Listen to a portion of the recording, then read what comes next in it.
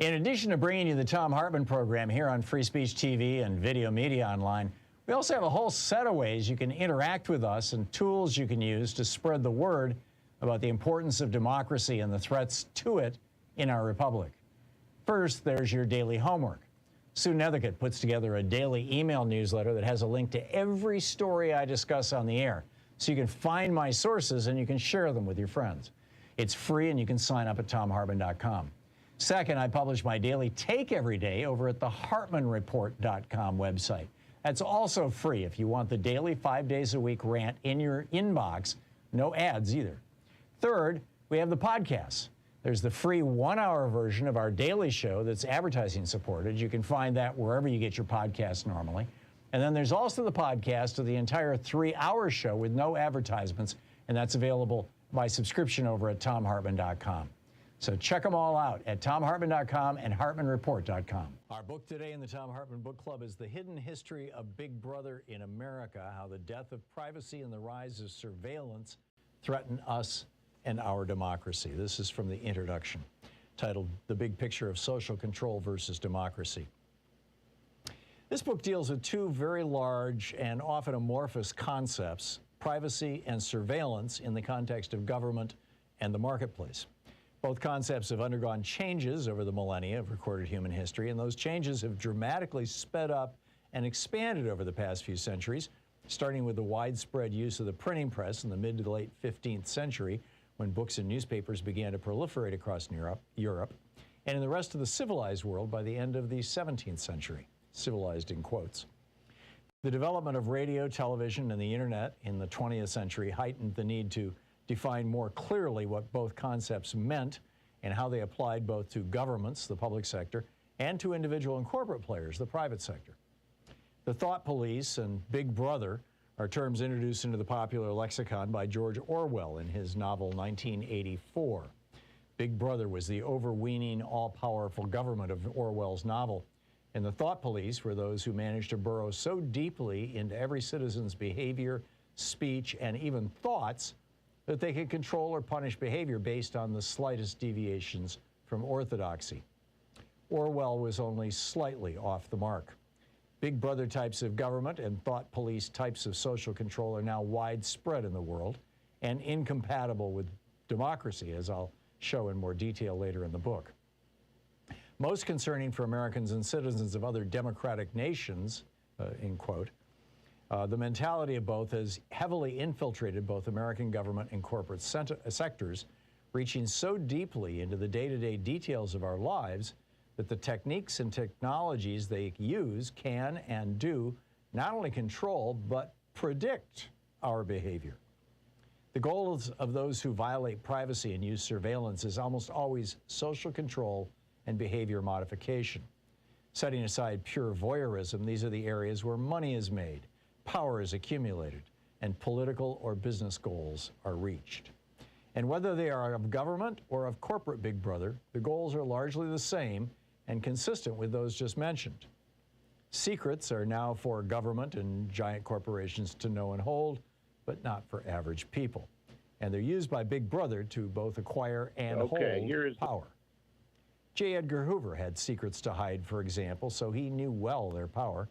A gay man at the pinnacle of American power for most of his life, the FBI director knew that in many U.S. states, he and his lover, Clyde Tolson, could be prosecuted and sent to prison for their private, consensual behavior. Yet Hoover and Tolson lived together, and their relationship was an open secret among Washington's cognoscenti. I still remember a beautiful summer day in Ireland, Louise and I sitting in the living room of author Anthony Summers and his wife Robin, as they described to us the shocking details of Hoover's life and abuses of power they'd uncovered writing Official and Confidential, The Secret Life of J. Edgar Hoover. That books like Summers weren't published until after Hoover's death is a striking testimonial to the power of surveillance and the blackmail material it can produce to keep powerful people's secrets hidden even from the world's best investigative journalists. Every politician or reporter of any consequence knew that Hoover had a file on him. They were almost all men back then, and powerful men at that time were far more likely to harbor salacious secrets, ensuring Hoover an unbroken hold over the FBI from its founding in 1935 to his 1977 death. But Hoover didn't use his massive FBI surveillance powers just to cow politicians and reporters. He was also interested in advancing policies close to his heart. A dedicated white supremacist running an FBI where all meaningful power was held in white hands throughout his life, Hoover, or an underling at his behest, famously sent FBI surveillance tapes of Dr. Martin Luther King Jr. having an extramarital affair to the civil rights leader himself, implying that they'd next go to his wife and the public if he didn't commit suicide. Hoover also spent his entire career downplaying the role of Italian organized crime in the United States because, among other things, mafia godfather Santo Trafficante had the goods on his sexual orientation and regularly hosted him and Tolson for gambling junkets. When, in 1961, Attorney General Robert F. Kennedy overruled Hoover and began prosecuting the mob, with the number of cases brought shooting up from dozens annually to over 700 a year in the early 1960s, the mafia backlash eventually destroyed the Kennedy dynasty. There's a more modern story of how surveillance and invasions of privacy have impacted American politics. The rise to the presidency of serial rapist, wannabe fascist, and crooked businessman Donald Trump. The biggest big brother of the corporate world, Facebook, had for years been compiling massive troves of personal data on Americans, even Americans without a Facebook account, as any page with a Facebook logo on it can send your browsing activity back to Facebook. And sometime in the mid-2010s, Cambridge Analytica hired a data scientist to put together an app that could suck down that data without Facebook's knowledge. Cambridge once bragged that they ended up with more than 4,000 data points on each of 230 million Americans.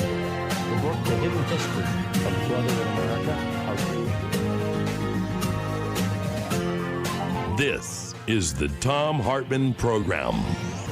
Hey, happy Friday, TGIF, Shabbat Shalom, Juma Mubarak, whatever it is for you. It's the end of the week for us, which means all weekend I can work on my book.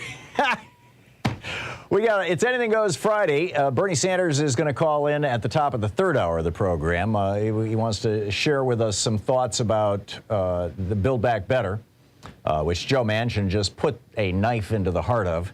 We will discuss that, a few other things that are on Bernie's mind. Also, I want to get into the big business plot to overthrow Democrats. I'll tell you about that in just a second. As I mentioned, Joe Manchin has blown up the Build Back Better deal. I'll share the details of that with you in our first hour. In our second hour, because we haven't held Trump accountable, he's now forming a shadow government in Washington, D.C. They got a $35 million budget and over 100 employees and a whole bunch of his former cabinet members. I'll tell you about that in the second hour. And also this whole thing with the Secret Service. I want to get into the timeline that the Secret Service is laying out makes absolutely no sense. I'll give you the details on that in our second hour. In our third hour, as I mentioned, Bernie's going to drop by. Also, what's Ted Cruz going to do with these items that from dead children that a mile-long procession of school buses brought to his mansion yesterday? His security guard came out and took the note from one of the grieving fathers. I'll tell you about that in the third hour. And also, in our crazy alert for the day, the recall alert regarding honey or Viagra in honey gives new meaning to honey, I'm home. Yes, indeed. All righty. My op-ed today over at HartmannReport.com is titled "The Big Business Plot to Overthrow Democrats Revealed?" ? And I put it as a question mark, and I'd like to posit this to you too. You know, if you think that I'm being, paranoid or spot on, I'm increasingly thinking I've nailed this, but, I could be wrong. It could just be a coincidence. But the bottom line is that we have, ever since the Reagan Revolution, we stopped enforcing our antitrust laws. And my article goes through the whole background of all that. I won't bore you with all of that. But basically, in 1982, Reagan put a guy, William Miller III, in charge of the Federal Trade Commission. The Federal Trade Commission was created in 1915 by Woodrow Wilson to break up monopolies. This is after, the trust buster Teddy Roosevelt was the first president of the 20th century. Arguably, McKinley was assassinated in 1901. So you had Teddy Roosevelt, and then he was followed by William Howard Taft, both Republicans, both progressives, and both busting up big corporations. He was followed by Woodrow Wilson, and Woodrow Wilson got the Federal Trade Commission put into law, created this agency. And they were busting up corporations like crazy for years and years and years. Even the Supreme Court got into the act. In 1965, they prevented the merger of Kinney and Buster Brown shoes because the combined company would control 5% of the shoe market. That was too much.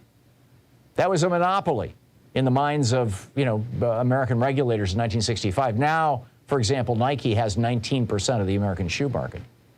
So what has happened as a result of this is we've got these giant corporations that essentially have no competition. Prices have historically been kept in check by competition.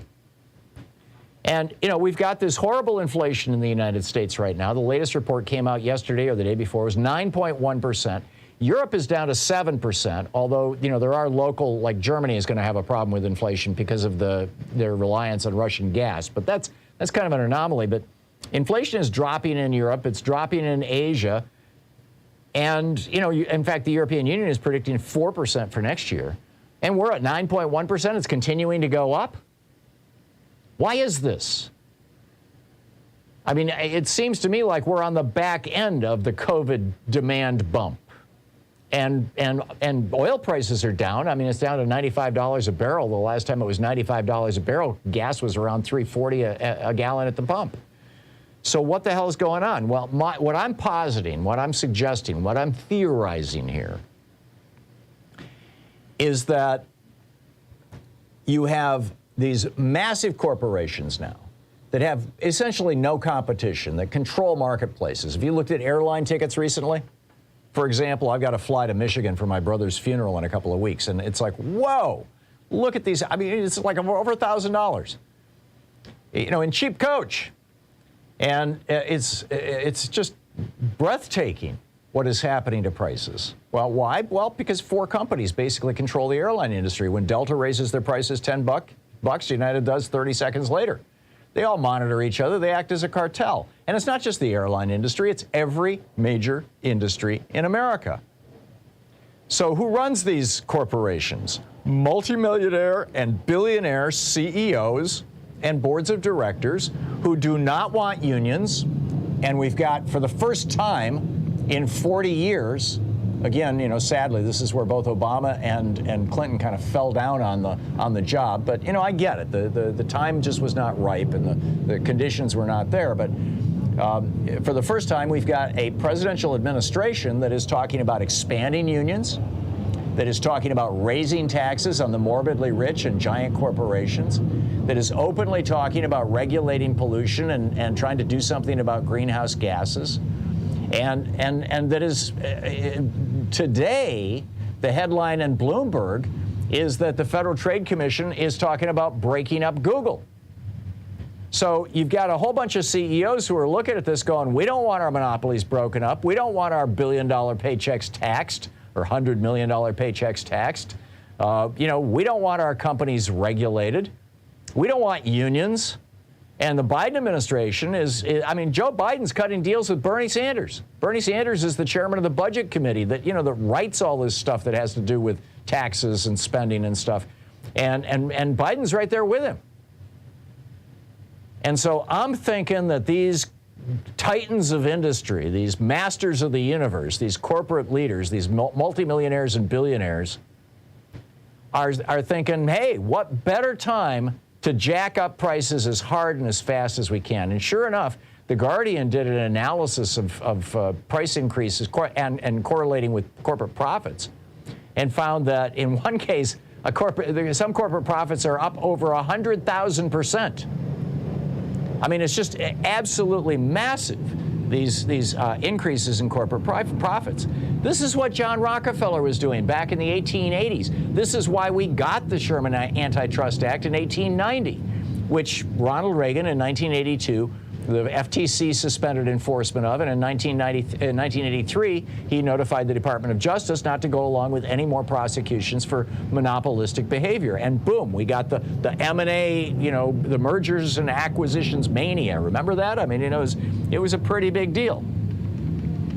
Now, you may say, whoa, wait a minute, big corporations getting in bed with each other to try and take down a progressive Democratic administration? Keep in mind, we haven't had a progressive Democratic administration since Lyndon Johnson. And the big one before him was Franklin Roosevelt. And how did the big fat cats deal with Franklin Roosevelt? Well, this is, in 1933, a group of America's most powerful industrialists pulled together $300 million. That'd be $6 billion in today's money, $6.8 billion, and tried to hire retired Marine General Smedley Butler to kidnap or kill Roosevelt. Jillian Brockwell wrote in the Washington Post, quotes, this is about the businessman's plot, is what it's called. Its members included J.P. Morgan Jr., Irénée DuPont, the CEOs of General Motors, Birdseye, and General Foods, among others. Together, they held nearly $40 billion in assets, about $778 billion today. And he talks about how if Butler had gone along with the deal, it probably would have happened. But instead, he turned him over to the FBI. And that was the end of that.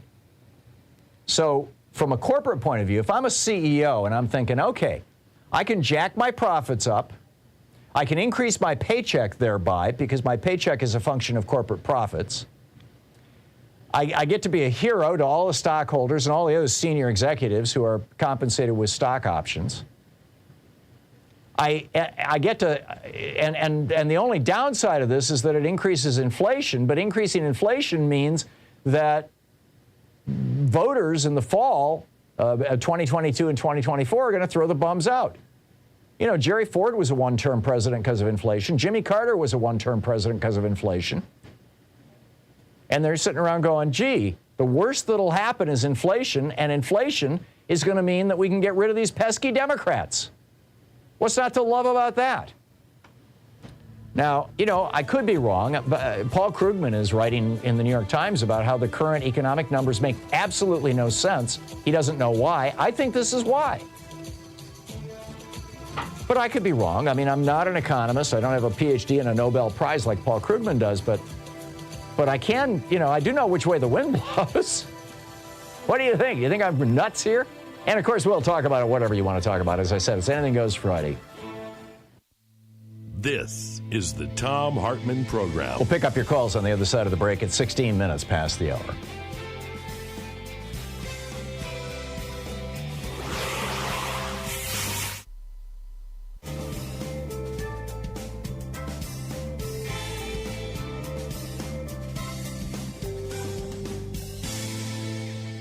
And welcome back. Steve in Arlington, Washington. Hey, Steve, what's on your mind today? Hey, Tom, good morning. I just wanted to put a thought out there. There might be a perfect storm coming with the rumors of Trump running for president, but he loses to DeSantis in the primaries, and I've heard that he might run as an independent. Oh, please, God, let it happen. Oh, I know, because that would be perfect, paving the way for Joe Biden or whoever to defeat him, and even if they cheat. Yeah. Yeah, it would be just like the damage that Jill Stein did to the Democrats. Yes. And one more thing. It drives me crazy that the media does not report President Biden's accomplishments and call out Republicans for all their lies. Me too. They need to call them out every single day right after the election. I agree. A lot has actually gotten done during this administration, and they've tried a lot more. I mean, if it wasn't for Manchin and Sinema and a handful of bought-out Democrats in the House of Representatives, they'd be rocking and rolling. I mean, it would look like LBJ's administration, just victory after victory after victory. I'm with you, Steve. Thank you for the call. Amy in Los Angeles. Hey, Amy, thanks for listening to KPFK. What's up? Yes, good morning, Tom. Well, okay, before I give you this information, let me tell you that your good friend, Greg Pallas, lives on my street. Oh, and, cool. Yes, he does. He has a very nice house. Right. And I have seen him. He has donated his books to me. I gave him my book, the one that I was talking to you about during Stalin, the repressions and all that happened in those years. Anyway, and of course my country of Armenia suffers for 70 years under the Soviet domination. Anyway, okay. This is very interesting information came to my attention that 56 men who signed the Declaration of Independence were treated very badly. Some of them were hanged, some of them were killed, some of them were driven to bankruptcy and It's horrible true. things. About half of them lost their this? homes and families. Wow. Yeah. This is incredible. Well, they signed a document that declared that they were going to defy the King of England, who at the time was the most powerful man in the world. I mean, it's and at the very end of it, they said, you know, we commit our honor and fortunes and our lives and fortunes. I forget the exact phrase. They were not. Wow. This was not hyperbole. They knew the risks that they were taking. So they knew it. 24 of them were lawyers and jurists. 11 were merchants. Some of them were farmers, plantation owners. Some of them were lynched. Some of them were attacked right there on the spot. And yeah, one of them, I forget his name. He never was. He went into hiding after signing the Declaration and was never reunited with his family. His wife died. He had a bunch of kids. He never saw them again. He died. Wow. I mean, it was not a small thing creating this country, and we need to value this country as a consequence of that. I agree with you. As an immigrant, I value more than the native borns. A quick question. Why do all news agencies, including CNN, always talk about like it's a done deal? They say, well, Senate is going to go to Republicans. Why do they keep repeating this? Well, this is typically what happens in midterm elections is, you know, I mean, Obama lost control in 2010. Right. Clinton lost control in 94. Even I believe even Reagan lost control. So it's just what normally happens. But I think that abortion and guns might blow that up this year, Amy. Amy, thank you for the call. It's great to hear from you.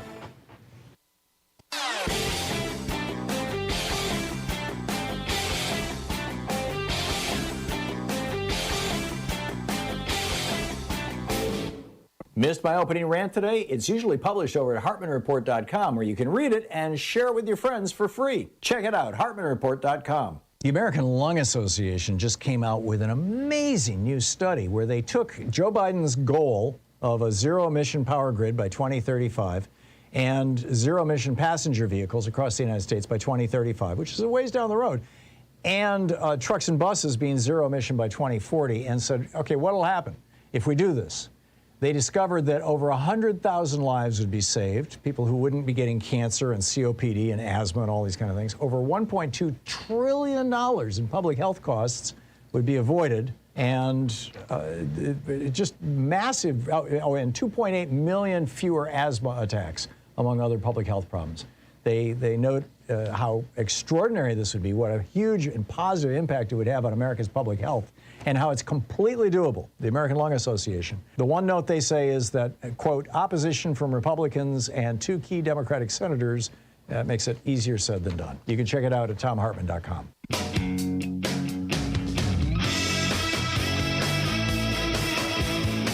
And welcome back. Welcome, and it's Anything Goes Friday. Rodney in Davis, California. Hey, Rodney, what's on your mind? Hey, good morning, Tom. I enjoy your program. Thank you. Very much. So, and also, with regard to inflation and in general capitalism, I think we need to remember that the corporations did a similar kind of, economic upset with Chile in '73. That brought down a... Oh, yeah, they helped. Yeah, there was huge corporate support for Pinochet. You're absolutely right. Well, they did it. It was their plan. It was their program. Yeah, it was funded. Well, actually, it was funded more by American corporations. IT&T was the biggest. That's what I'm saying. It was an American corporation operation, similar to what they tried with Roosevelt, but they actually succeeded in Chile. And you're absolutely right. There's a whole chapter about that, actually, in my new book, The Hidden History of Neoliberalism, How Reaganism Gutted America. It would be a good addition to your rant. Yeah. Because it illustrates exactly what's going on today in the United States. Yeah. With Biden. So you agree with my hypothesis that part of our inflation, obviously, some of it has to do with the price of oil and the war in Ukraine and whatnot, but that part of the inflation that we're experiencing today is part of a plan by corporate America to upset the elections in favor of Republicans. Oh, it's an oligarchic plan. I mean, it's obvious, I think. Yeah. Okay. And I am an economist. Yep. So I know a little bit about this. So last Friday at the end of your program, a person called in to talk about the collapse of World Trade 7. Right. World Trade 7. I remember. You immediately cut him off and said it was a result of the... I didn't immediately cut him off. I cut him off because we hit the end of the show. But yeah, I disagree. I think that the Building 7 collapsed because the 10,000 gallons of fuel oil on the top of it got pierced by, what do you call it, shrapnel from the other buildings and caught on fire and did the same thing to that building that the other buildings did. And which is, by the way, the official story. Actually, that official story has been changed quite a few years ago. They've admitted that fire didn't bring it down. There was no diesel oil fire evident in the footage of the film as it started to collapse, or in the. So you think somebody got in the building, wired it with explosives, and just at the moment that the guy who owned the building on camera said we should take the building down, they thought, oh, gee, let's blow it up right now and make it look like he did it. No, that's not exactly what I'm getting at. I am getting at that NIST, since they disclaimed the fire theory, has admitted that the building did indeed fall at free fall rate for several seconds during its collapse, and that is impossible as a result of a fire. Do you think it's possible that the collapse of the other two buildings within a few hundred feet of it destabilized the building enough? I mean, the ground shook, destabilized the building enough that caused the collapse? Destabilization also would not allow for a symmetrical collapse at free fall. So what's your hypothesis here, Rodney? Well, let me suggest one other thing to think about and look at. Part of one of the World Trade Centers, and I forget now which one it was. If you think of the World Trade Center as a series of like child's building blocks, let's say 10 of them tall, the top block actually started falling off as a whole unit, and it got to about something between 30 and 40 degrees, and then it turned into dust, and so the block never hit the sidewalk. There is something, and then there's the whole issue of the nanothermite particles that were found, unexploded nanothermite particles that were found in the dust. Possibly, yeah. No, it's not possible. It was real, and there was also. So if somebody wired the building to blow it up, Rodney, we got 15 seconds here before we hit a break. If somebody wired the building to blow up, who? Well, we don't know that because there's never been an investigation of the real story of what happened. I'm still not buying it, Rodney. I'm sorry. You haven't convinced me. I'm still not buying it. But, hey, keep chasing that tail. It's 27 minutes past the hour. I don't mean that dismissively. Show me some evidence and I'll listen. 27 minutes past the hour. We'll be right back with your calls on Anything Goes Friday. Stick around. You're listening to the Thom Hartmann Program. Call 202-808-9925. It's your media support group for We the People, democracy, here and around the world.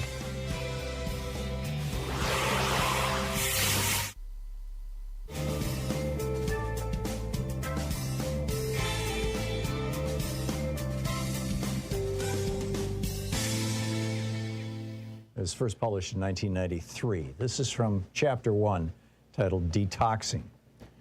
Today's revolutionary need is to detox ourselves from the old, stereotyped political formulas from 20 or 30 years ago, without which we cannot deal with neocolonialism. A while ago, I was watching a Malcolm X Day program, and the main speaker ended by militantly reciting Malcolm X's famous phrase, "the ballot or the bullet." Haven't you caught the same thing? X, most fresh of all thinkers, is being turned into the equivalent of Lenin or Mao's corpse on ceremonial display. For when X threw down that slogan a generation ago, it was then timely and on point. Black people were struggling for freedom against colonial conditions, and most had neither the ballot nor the bullet. The militant question was which would be picked up. Now the black nation is struggling for its life against neo-colonial conditions, and new African people have lots of ballots and lots of bullets. Everywhere you have African city governments, African officials and African executives, African soldiers, African shooters, and African posses. You might say that the black nation is dying from too much ballots and bullets, but not radical enough truths, perhaps. Under colonialism, the oppressed were largely kept disarmed. Now it's all reversed. Imperialism as a neo-colonial system races not to disarm, which is hopeless in this age, but to arm the oppressed in its own way, whether it's posses or paratroopers, children included, naturally. Feminists say women should get self-defense. Does that threaten imperialism? Then why is Smith & Wesson making the Ladysmith, a .38 subnose specially sized for women? Is the government of white men doing anything to stop women from owning handguns? The ranks of white women who've done so are over 15 million and climbing. Be real. In the Ivory Coast and Somalia, men and boys in rags and bare feet have AK-47s and grenades. In New York and Los Angeles, kids too young for learner's permits got Raven 258 or a Deuce, or maybe even a TAC-9.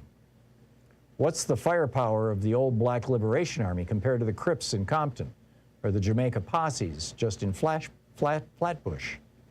Get the Uzi is successful slang because it plays off reality we all know. More than a few new African children say personally they got to be more afraid of black people than white people. So how useful is the liberal left habit of playing low to the crowd with old anti-colonial rhetoric? It used to be that dissing the white man was a crime or close to it, dangerous for sure, like life-threatening if a black man or woman did it. Now it's so tame that Fox or ABC give it to us as a sitcom. There's even some college courses on how to diss the white man. He may not like it, but who cares? Imperialism doesn't care, that's for sure. Even white women are doing it now as a substitute for doing anything real. It's like running in place. As Rodney, the Guyanese revolutionary scholar, pointed out, it's counterproductive to solve the neo-colonial situation, or counterproductive to solving the neo-colonial situation. Revs still cling to the old ideas and ways, in part because we don't want to admit how ignorant we are now. This runs deeper, though. Anti-colonial politics are the culmination of 400 years of our struggle. They are the products of the best minds we had, of destroying old societies, of oppressed people challenging the world in uprisings, pushing farther and farther. These old views are already fully developed, well-honed. More than that, the old anti-colonial politics are developed in the most profound sense, in having been widely diffused and taken hold of by the oppressed, put to use already. So when Revs talk about that old talk, walk that old walk, it's not only familiar, but reassuring and to a certain degree popular. We all take for granted now that the anti-colonial consciousness and changes. It's become the normal. That's what's our due. A few years ago, Nelson Mandela was the most famous terrorist POW in the world. In 1990, when he made his triumphant visit here, he was not only greeted by massive crowds of well-wishers, but schools and churches throughout the black nation held special programs to honor him. City governments and the U.S. Congress itself had to organize welcomes for him. Like it or not, white men had to smile and applaud him. And last year, by any means necessary T-shirts with Malcolm's picture on them were more common in many streets than Budweiser T-shirts. And you can't take it to mean anything extreme or radical. The old anti-colonial awareness has already been generalized widely, absorbed by people and society itself into daily life. So let's break that down. When a tiny Klan faction based in North Carolina to the U.S. Capitol from a rally on Labor Day weekend 1990, it took over 2,000 cops in riot gear to hold the angry crowds back. The D.C. New African community was outraged that any Klan dared to march in their city, which is 70% black, on their territory. Ephi Berry, the then wife of the then mayor, Marion Berry, came out and brought her 10-year-old son. "I'm overwhelmed," she said. The book is Night Vision, Illuminating War and Class of the Neocolonial Terrain by Butch Lee and Red Rover, first published in 1993.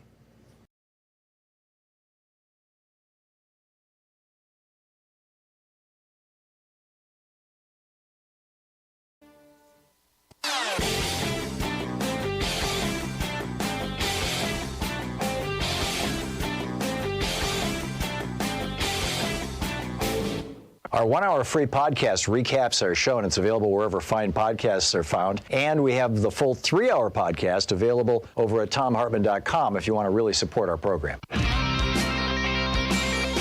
Back, Anything Goes Friday. Mike in Lomita, California. Hey, Mike, what's on your mind today? Hey, Tom, answering your previous question, you may be nuts, but you're also right. With regard to corporations jacking up prices to drive inflation to push Democrats out of office?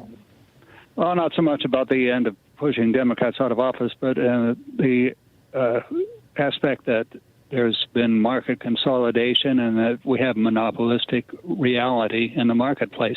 The town where I'm living, we used to have a branch of the low-price leader among the various supermarkets in L.A., and they got bought out by a competitor who promised to maintain low prices.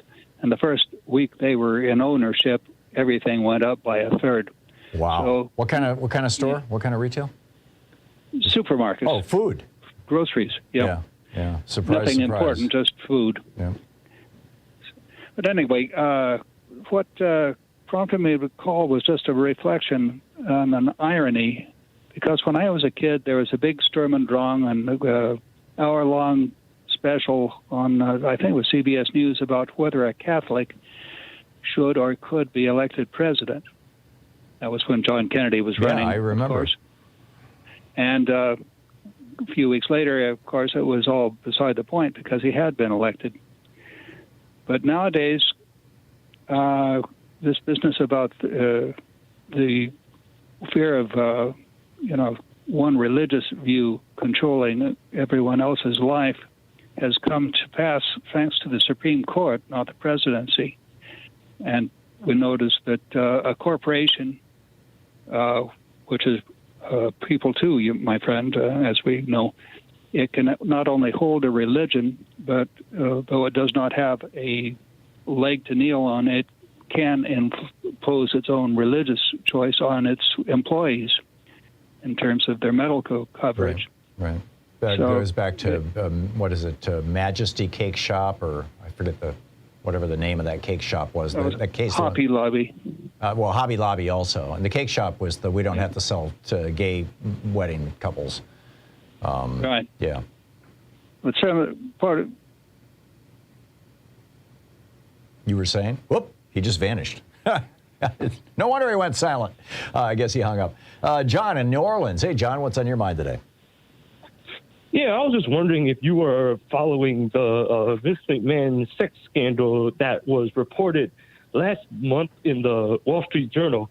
I am not. I saw that his wife is one of the leaders now of Donald Trump's new policy think tank in Washington, D.C., the America First Policy Institute, but I had no idea what her husband is up to, or is it an ex-husband now? I mean, yeah, it's kind of a doozy, because it started last month with I think a $3 million settlement to a former paralegal, where I mean, when she was there, she was making $100 grand, and then okay, guess some fooling around with the CEO of the company. Oh yeah, her pay doubles, and then she's just passed along to like other heads in the company. But it doesn't just end there. Wait a minute, she was passed around sexually to other senior executives in the company? Huh. Yeah. Okay. At least one other dude who's John Laurinaitis, who's taken the fall for Vince McMahon. Because then I think a week or two ago, more allegations come out, more $3 million settlements. So with 4 people, so that makes $12 million $12 million. So in a way, though, John, I mean, you know, I get it that this is outrageous, and assuming everything you're saying is true, I've learned over the years not, you know, when somebody calls in on a talk radio show, not to necessarily believe absolutely everything. But you know, I'm taking you at your word. But still, isn't this sort of a dog bites man story? How does it become a man bites dog story? What makes this, you know, unusual or interesting or important outside of the context of, well, you know, yeah, it's another jerk in the boardroom? Yeah, I mean, because this, yeah. Because his wife was in the Trump administration. This is more of stuff that's usually reported in wrestling media. That for like the people who understand how Mr. Man runs his company, that it's basically okay. Yeah, he's on. Yeah, he's definitely on top. No one underneath him can say anything. Yeah. The board of directors of his company, the World Wrestling Entertainment, just put out this statement of, you know, oh yeah, conduct internal investigation. Right, yada yada yada. No, I get it. Yeah, John, yeah, thank you for you know for sharing that. I think for sharing that information with us. I'm just not sure what to do with it. But thanks for the call, Justin in Lincoln, Nebraska. Hey, Justin, what's on your mind today? Hey, thanks for taking my call. What's on my mind is the Republican Party out here in Nebraska, the GOP. They had a meeting or a little get-together in Kearney, and they blocked some of their delegates. They didn't allow them to show up because, well, some of them were very vocal and critical of our governor, Pete Ricketts. I guess that was the reasoning why they didn't want to give him a platform or something. My understanding, Justin, was that there was a battle between the pro-Trump and anti-Trump faction. Is that what you're referencing, or is my understanding inaccurate? That's how I kind of see it, because it's, you know, when they did the primary, Charles Herbster, you know, he's from western Nebraska, like rural Nebraska. You know, he's really big on agriculture. People love that out here. Big on ag is good. I really think that Jane Klebb could explain this a lot better than I can. I know she's been on your show. Mm-hmm. Yeah, anyway, so it's Charles Herbster against Jim Pillen, and Jim Pillen was endorsed by or backed by Pete Ricketts. And with Herbster, I guess something happened between him and someone else during a party, Julie Slama. I guess there was someone accused him of sexual harassment, or right. I guess he may have touched somebody's butt, possibly. I don't know. I think they're still going to court for that. Anyway, so all these Herbster supporters flipped out because, well, I'm not doing this story any justice, but I guess if you look it up, it was really interesting because they all voted, like 10 Republicans quit the party. One of them flipped everybody off, supposedly. That's what I heard before she left. I love it. And I mean, you know, now, Republicans going after each other is like good news for me. Yeah. Well, I mean, you know, is it going to be good news for Nebraska? I think that some of the Democrats might benefit from this. I hope that Patty Pansy Brooks benefits from this. I hope that Carol Blood benefits from this when the elections come up in November. But I also want to say one more thing. I guess somebody during that meeting, somebody went into the GOP call center or computer area where they have, like, where they call their donors, or, you know, where they, and I guess they removed the computers. There's a story or an article out on that. But then I guess they returned them. But the question is were the computers scrubbed or anything like that? You know, they right. checked with their accountants and everything. I guess everything was okay, but well, there's enough paranoid craziness circulating around the GOP these days that anything is possible. So do you think, I mean, Nebraska was once a blue state, Justin. Do you think that it's possible that Democrats will have an actual chance this year because of this internecine warfare going on in the GOP? I really hope so. I kind of hope so. I mean, those two, that Republican Party, here it's so divided. Yeah. Like, they're just put off by each other. I don't even know how they're going to. Oh, the same thing's happening in Wyoming right now. You know, in Liz Cheney's primary. So. Yeah, I think I've seen that. Yep. So it's going to be interesting to see how this all shakes out. Justin, thanks for the heads up and the information on it. And, you know, I wish you all the best. It's an amazing story. Pat in San Diego. Hey, Pat, what's on your mind today?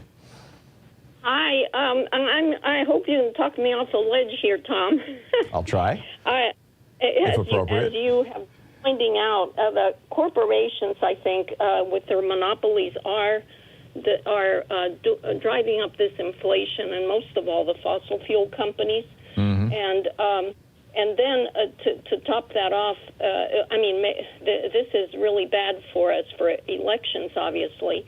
And then to top it off, Jerome Powell keeps trying to destroy the economy. And I can almost prove that they had a recent hearing in Congress where he was really dumbfounded and unable to answer questions directly. Right. He had to own up to that. Raising interest rates he cannot prove that will drive down inflation. That's correct. And AOC and others in that hearing proved that. Yeah. So I believe they are trying to destroy the economy to destroy. Well, Jerome Powell, chances. A, was a banker, a bankster, and B, has been a Republican his whole life. So surprise, surprise. Yeah, but also I'm very, very upset with President Biden's latest moves this last week, and it almost seems like he's trying to get rid of the little support he has. I mean, his ratings were so low, and then he goes against the environmentalists by allowing more drilling. He starts playing like he's now like Trump too. With foreign policy. Pat, you are wildly exaggerating what's happening. That drilling that he allowed is metaphorically a drop in the bucket, and he is confronting an oil shortage now. And I get it, and that's why he's over there kissing the ring of Mohammed bin Salman right now in Saudi Arabia. Same deal. These are just practical realities he's got to deal with if he doesn't want his party destroyed. Well, it just really scares me that he's losing the support of the environmentalists and of people who care about human rights. Yeah, the biggest challenge here, if you want to go after the Democratic Party, Pat, the biggest challenge is not Joe Manchin. It's not Joe Biden, it's Joe Manchin. And like I said, he just blew up the last chance this year to do anything about the environment, which is just a disaster. I'm going to talk about that later on in the program. We'll be right back. You're listening to Thom Hartmann. Visit thomhartmann.com for audio and video archives. It's the True People's Media. We'll be back with more of your calls on Anything Goes Friday in just a moment.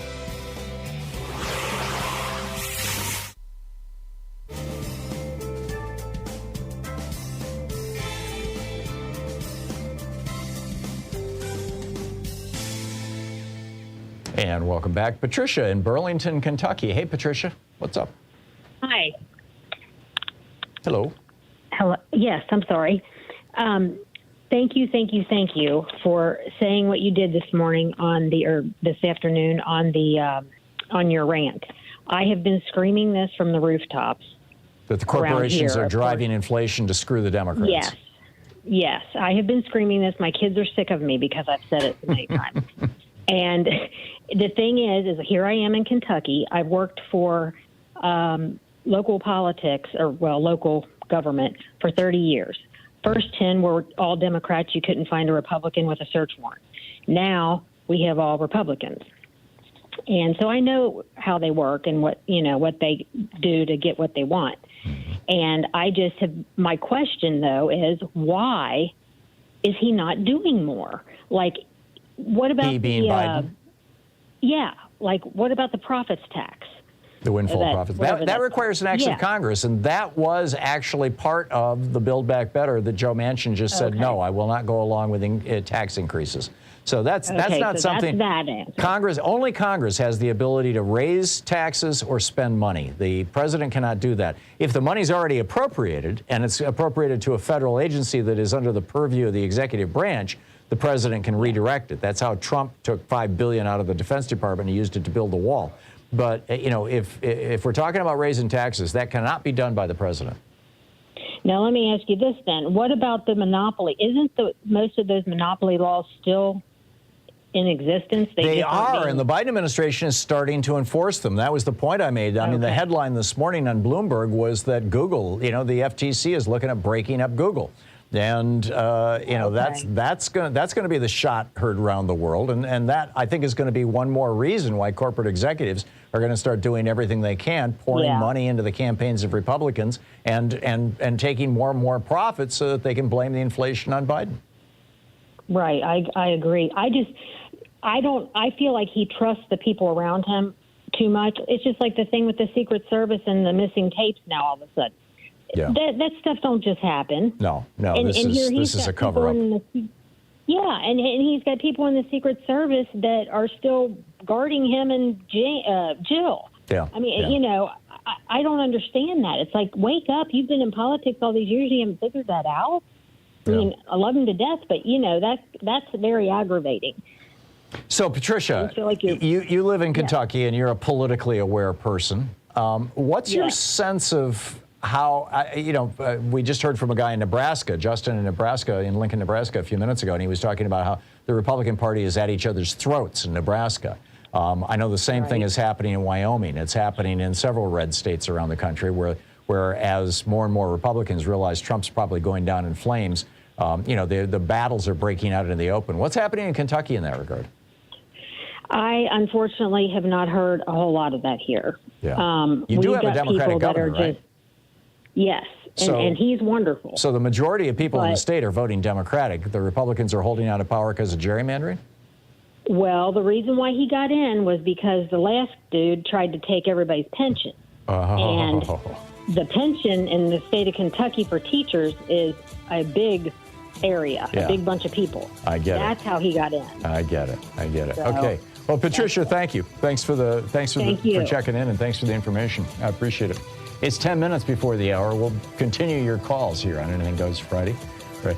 In about 60 seconds. Stick around.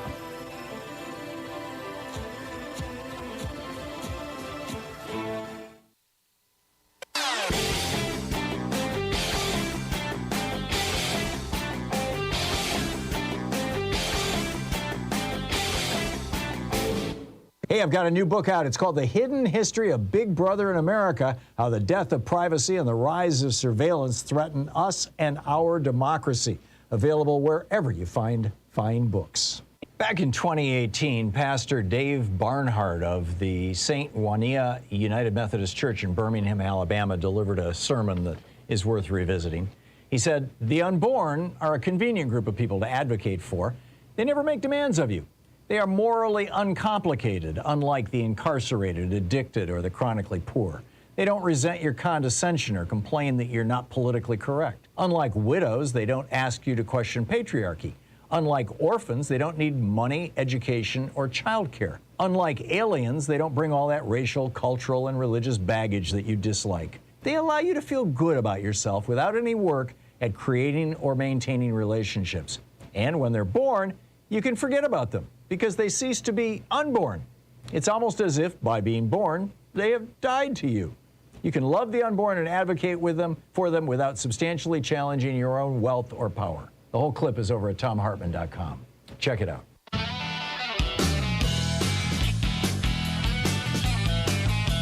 And welcome back. Ziggy in Oneonta, New York. Hey, Ziggy, what's up? Hey, Tom, how you doing? Good. What's on your mind today? How are the T-shirts and bumper stickers doing, by the way? Doing great. Made some more sales today, but I'm more interested in getting out the word, and it's working out really What's good. What's the website again? EndTheBribeSystem.com. EndTheBribeSystem.com. Yes. Okay, got it. EndTheBribeSystem.com. At the top is a blue button that you can push for the store, and please read some of the material there. I'm trying to create material so when people talk to other people, they can have some talking points. I get it. In other words, yeah. No, you're the master of the soundbite here, Ziggy. Excuse me, of putting together bumper stickers and things. It's brilliant. Yeah. I support your work. Yeah, I appreciate that very much. Thank you. I have a question for you, and I don't expect you to really give me an answer, but I'm doing this more as a thought process. And the question is, when will we as a society disobey the Supreme Court? And when we do, how? And of course, I'm talking about Moore versus Harper, the independent state doctrine. And elections matter, but no matter who wins, loses, or draws in November, after that, the Supreme Court will hear this case and probably pass it. And right now, Democrats are saying, well, we have to allow the courts to decide. And once that happens, we can't be saying that anymore. Right. And I'm just thinking about that a little bit as we go along, and I'm wondering when society will finally say, no, we can't accept these decrees. I'm wondering what your thoughts are. It's a damn hard thing to do, Ziggy. I mean, you know, when Andrew Jackson defied the Supreme Court with both the Trail of Tears and the Second National Bank of the United States, those were issues that, you know, did not affect the average American. The Trail of Tears was death to thousands of Indians, but you know, America was not outraged by that at that time in the 1830s. And the Second Bank was, you know, something most people didn't even understand. When Lincoln defied the Supreme Court with regard to Dred Scott, there was widespread support for that across the North, obviously, and people went along with it. To the best of my knowledge, no other president since then has defied the Supreme Court. So I'm not expecting it to be happening any day soon. The two things that speak to this, big structural issues that speak to the court, because the court is appointed by the Senate, number one, or approved by the Senate, appointed by the president, and are the things that I think that the court of course itself has 9 members. The two things that I think that the Biden administration should put at the very top of their agenda is, number one, adding up to 5 new states. Certainly Puerto Rico and Washington, D.C., but maybe the Marshall Islands, maybe Guam. There's one of the islands that we acquired after World War II, the Solomon Islands. The Solomon Islands, each way, that would give us 5 new states that would all be Democratic. That would be something that would be big, and I think they should do, number one. And number two, I think they need to expand the size of the Supreme Court and put some people on there to balance out the crazies that Donald Trump got on. Yes, I agree with all of that. I don't know if we'll be doing that quick enough and if our leadership has the spine to do that. Yeah. And what I'm talking about isn't the president doing it, but us as a people. And I don't know how we would do that. I don't have an answer to this. I don't either. More and more. I don't know a way to make that happen, Ziggy.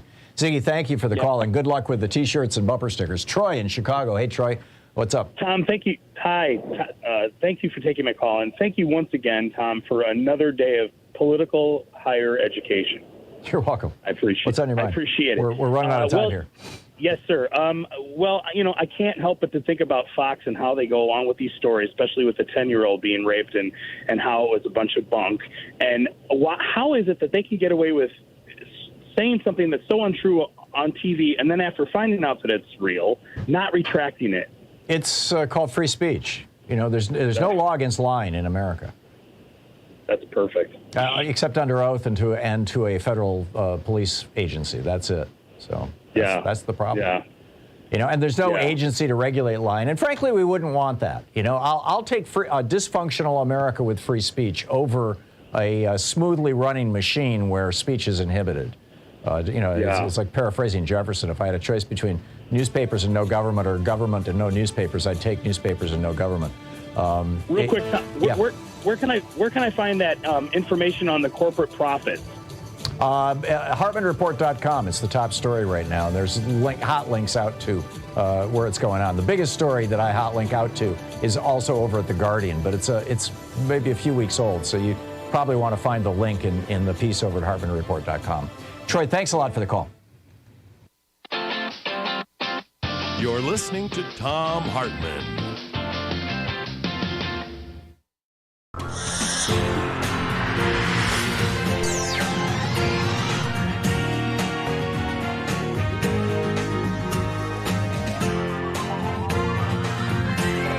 We take life back!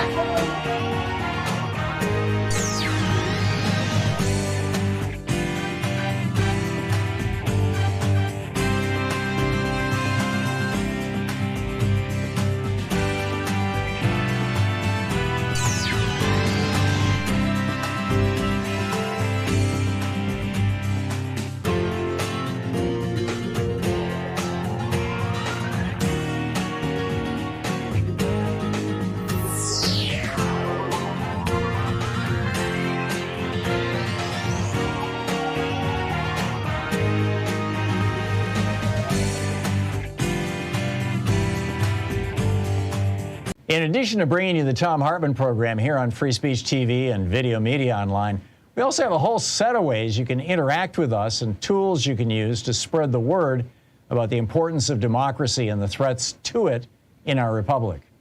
First, there's your daily homework.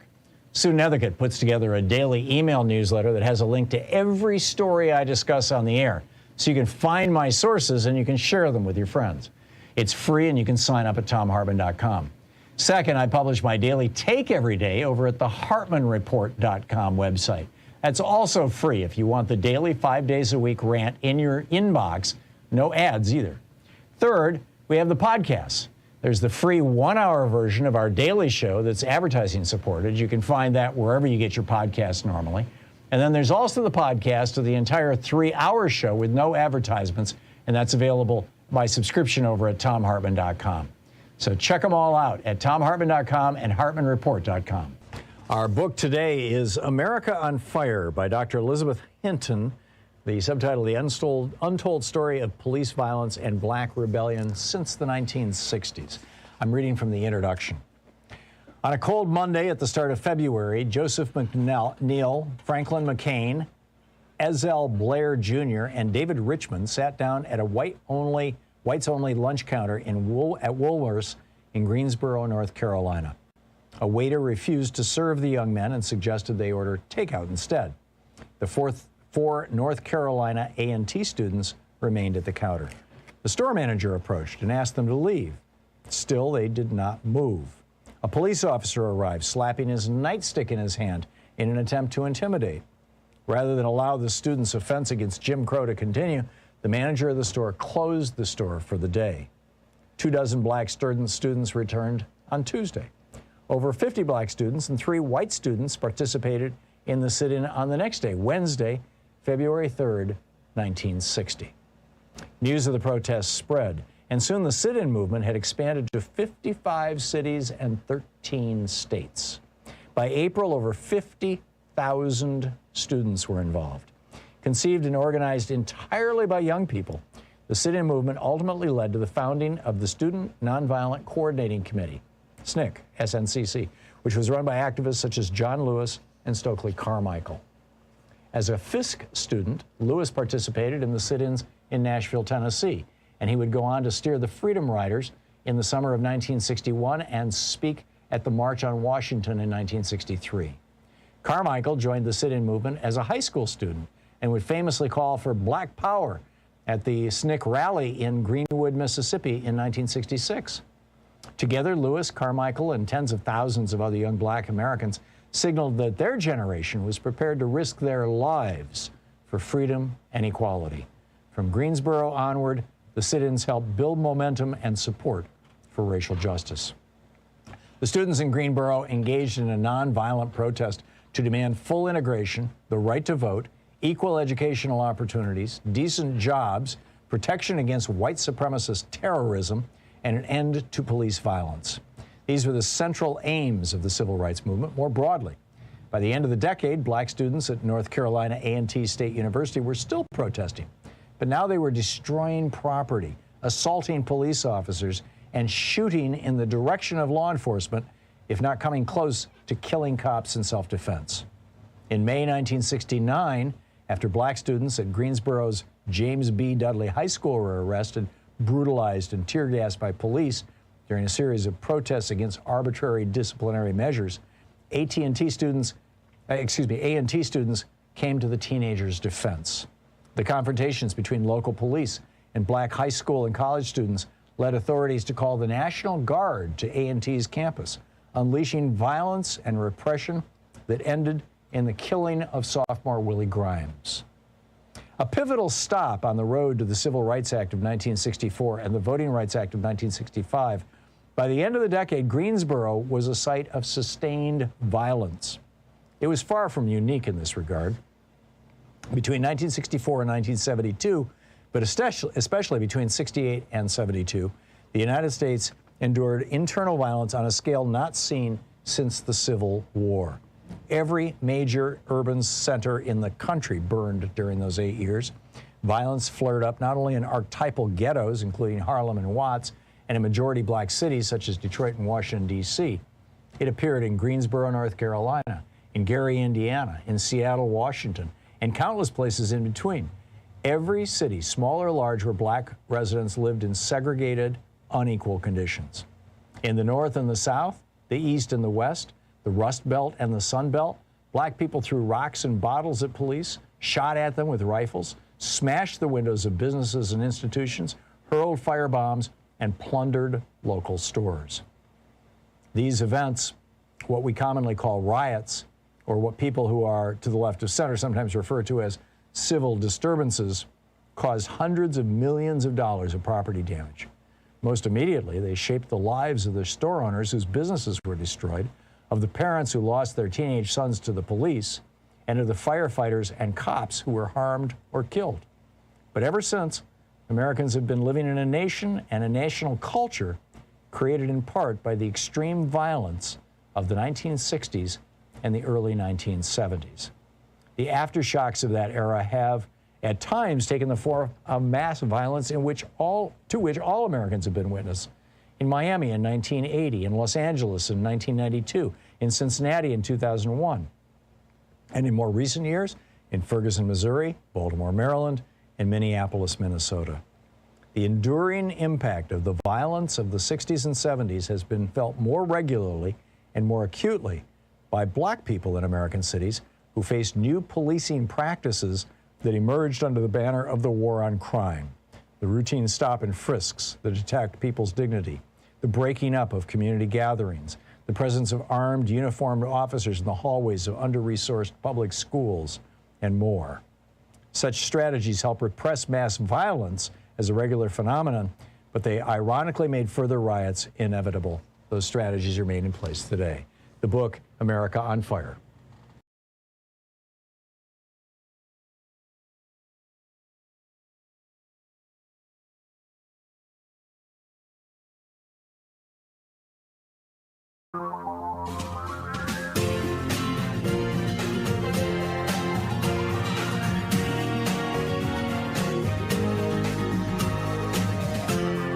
This is the Thom Hartmann Program. Welcome back. So Joe Manchin is absolutely crushing the fate and future of our children and grandchildren. It's that bad. This man is that deplorable. He was babbling a few months ago about, oh yeah, we got to do something. I'm concerned about my grandchildren, about their future. Horse feathers. He just said no to anything that will affect the climate. This is the guy, of course, who's made hundreds of millions, perhaps billions, who knows, but certainly we can document hundreds of millions of dollars or tens of millions of dollars over the years from coal in his own state, in a corrupt deal with a power plant. One of the most corrupt Democrats out there, Joe Manchin. And he notified the Democratic leaders yesterday, no, I was not negotiating in good faith. I'm a total ass. I mean, he didn't use those words, but basically said the same thing. Manchin, Schumer, and the president were negotiating over hundreds of billions of dollars to stop climate change, renewable energy tax breaks for electric vehicles. For many manufacturers, they've already run out. Clean power sources. The chair of the Senate Finance Committee is my senator, Ron Wyden, here from Oregon, one of my two senators. The other is Jeff Merkley, just one of the very best guys in Congress. They both are. Ron Wyden and Jeff Merkley are. I'm so proud of my senators. But anyhow, Ron Wyden said, this is our last chance to prevent the most catastrophic and costly effects of climate change. Well, it's gone. Senator Sheldon Whitehouse came out and said, now it's time for Joe Biden to do something. Now, obviously, Biden can't do tax credits for green energy because that requires an act of Congress. Only Congress can raise taxes or even alter tax policy. Only Congress can appropriate money to be spent. The president can decide how the money that's been appropriated gets moved around. And that actually is a considerable amount of power. So Sheldon Whitehouse has now come out and said, and I quote, this is a tweet, with legislative climate options not closed, it's now time for executive beast mode. Free at last. Let's roll. Do it all and start it now. I agree. And the White House comment line is 202-456-1111. We need executive orders to do something about climate, and we need them now. We need them right away, number one. Number two, because we have failed so far to hold Donald Trump accountable, it's been over 500 days since he committed arguably the worst crime against democracy in the history of the republic. Because we have failed to hold him accountable, he and his criminal cronies have put together this shadow government, essentially. It's called the America First Policy Institute. And it's got a whole bunch of former, Trump cronies from his corrupt cabinet. Former Homeland Secretary Chad Wolf. He's the executive director and chief strategy officer. Kellyanne Conway is there. Larry Kudlow, who used to come on this program and try to convince me that, capitalism is more important than democracy, don't you know?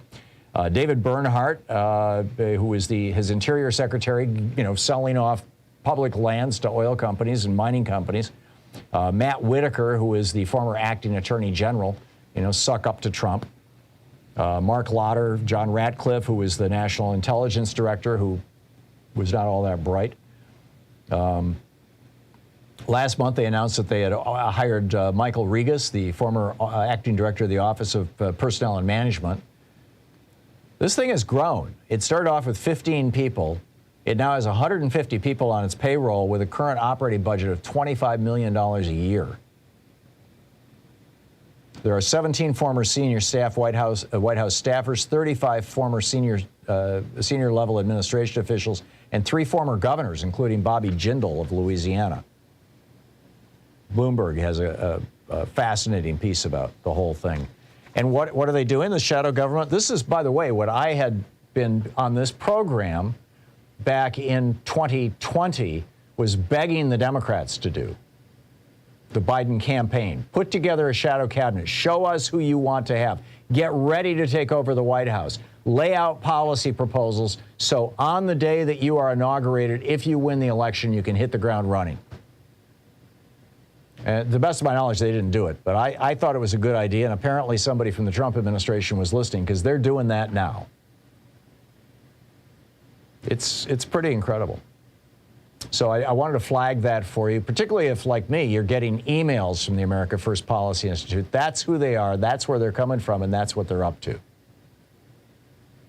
The other story I wanted to share with you before I pick up your phone calls, it being Anything Goes Friday, is this story from the Secret Service that just by coincidence, in the first weeks of January, they started deleting all of the records on their cell phones, putting them back to factory settings in anticipation of new phones arriving. Now, maybe there's a miscommunication here. Maybe we're missing something. Maybe it's, and I suspect they're not going to be able to hide this. We will find out what the actual deal is, or at least I hope we will, with these missing texts from January 5th and January 6th that could tell us, what happened in the Beast, what happened with the Secret Service. Why, the big questions, who built the gallows? Why wasn't there security at the Capitol building when everybody in the country knew? Steve Bannon was talking about it on the radio, that there was going to be a riot at the Capitol building. Everybody knew this. It was not a secret. People were bringing weapons. Why is Chris Miller not being deposed, the acting Secretary of Defense who wrote the memo to the D.C. National Guard saying, you may not go to the Capitol tomorrow? But anyhow, back to the Secret Service and their phones. This is the timeline that just doesn't make any sense to me. And in fact, over at Daily Kos, NX fan has got a diary. It's titled, I always factory reset my phone before getting a new one, don't you? Which is sarcastic. Now, here's how it works, right? If you buy a new phone, you back up your old phone to your computer, you hook your new phone up to your computer, and you restore into that new phone, so all of your contacts are there, all of your emails are there, all of your passwords are there, all of your text messages are there, all your old email. Basically the new phone becomes a clone of the old phone. That's how you do it. But for some reason, around January 5th and 6th, members of the Secret Service simply reset their phone to factory settings before they backed them up, before they got new phones. Now, I've never done that in my life. That's stupid. That's insane. That's crazy. I've had iPhones for, I don't know how long the things have been out, but ever since I think it was version 3 was probably the first one I got. And, you know, I've still got text messages going back to the early 2000s. Because you don't, you know, after the old phone has been backed up to your computer and your computer has backed it up to your new phone, after you do that, then you take the old phone and you reset it to the factory settings so that, you know, if you want to recycle it back to Apple or back to Samsung or whatever the manufacturer may be, you're not sending them your information. Or if you're going to, you know, whatever. I've got a bunch of old phones sitting in my drawer. I keep thinking one of these days I should fire them up and go through and reset them all to factory settings, which I never got around to doing. But, you know, it wasn't so much of a thing back in the day. But if they're trying to tell us that these guys reset their phones to factory settings before they got the new phones, I'm calling BS. This makes absolutely no sense. This stinks to high heaven of a cover-up. And keep in mind, the number 2 guy in the Secret Service became, you know, Trump's one of, you know, I forget the title. It wasn't chief of staff, but it was, because that was Mark Meadows. But it was something very close to that, like chief of security or something. I mean, he hired right out of the Secret Service. This agency had been corrupted by Donald Trump. This is the Thom Hartmann Program. So should it be a surprise that they, you know, if they've been corrupted by Trump, as police agencies are, you know, it's so easy to do, should it be a surprise that they're engaged in a massive cover-up?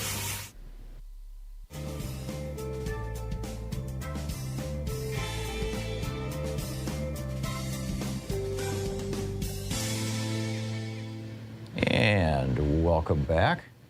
And let's see here, Rodney in Oklahoma City, Oklahoma. Hey, Rodney, thanks for watching us on YouTube. Hey. What's up? Hey, Tom, how are you? Hey, the lady from Colorado just got arrested for election fraud, screwing around with the voting equipment. Yeah, I saw that. What about Lauren Bogo? Is she in the mix of that, or what? You know, as far as I can tell, Boebert is. I don't know. I'm no authority on Lauren Boebert. I did notice a couple days ago that she lost her restaurant. The people who owned the lease on her restaurant decided not to renew it. So Shooter's restaurant has gone. And then, James Langsford says it's okay for a 13-year-old to have sex. Yeah. That's the other thing with Lauren Boebert is, you know, her husband apparently has a tattoo on his penis. And he whipped it out in a bar to show to a woman once and got arrested and got sent to jail for this. And Boebert has got a new book out saying that it wasn't his fault that he whipped out his dick in a restaurant because the woman was begging him to do it. The other people in the restaurant have somewhat different memories, apparently. But so that's all I know in the news this week about Lauren Boebert, Rodney. Well, all right, Tom, you have a nice day. Okay, thanks a lot. Good talking to you. Diane in Inverness, Florida. Hey, Dave in Inverness, Florida. Hey, Dave, what's up? Hi, Tom. I haven't talked to you for a while, but I was thinking this morning when I found out about these Secret Service agents dumping their phone messages, maybe we should rely on what Mr. Snowden says or Tom Drake from the NSA out there in Utah or Bill Binney and go after them. They must have all this stuff recorded, Tom. And if we can't access this, or the DOJ can't access it, what are we collecting all that information for? Right. You know, the two thoughts occurred to me. One of them was along those lines. Number one, you know, we've got all these spy agencies that are spying on everybody, and you would think that they, at the very least, they'd be keeping track of the Secret Service. And number two, the phone companies, you know, they're using our data to compile, you know, profiles of us that they can use to sell to advertisers. And I thought that they typically kept data for you know, a year or so. Maybe it's been too long. It's been over a year since January 6th, but I thought the phone companies might still have the data too, or they might have it in a backup someplace. I mean, Benny Thompson is talking about we're going to try and recreate these text messages. I don't know how they're going to do that. and I don't know who they're going to do it with, and I wish them well. But I think something stinks to high heaven here. Well, that's right, Tom. And if we can't police our own government, what's the purpose of collecting all that data out there? You remember what happened to Tom Drake and Benny and Bamford? Remember those guys that devised this system where they could record everything? Well, let's have it. Yeah. The other thing, you talked about something else, Tom, related to sort of law enforcement. It's always pissed me off that you lie to a policeman or FBI or NCIS guy and you're breaking the law. Why don't we have a law when they lie to us? It's a felony. That's interesting. Actually, police lie routinely in interrogations. I know. That's too bad. They shouldn't be able to do that. Yeah, I'm with you. That simple. That's coercion. Well, it's lying. I'm not sure it's coercion, but it's lying, and it seems to me unethical and inappropriate. Yeah. Well, just think about that Bamford thing, though. Snowden thing. Why can't we look it up? And I think that Merrick Garland's asleep at the wheel, and I think he's a made man, Tom. I'd fire him tomorrow, and I'd hire Ralph Nader. Yeah. That's what I do. Oh, I love Ralph. Yeah, I'm with you. Me too. Dave, thanks a lot. Thanks a lot. We'll be right back. It's coming up on 20 minutes past the hour.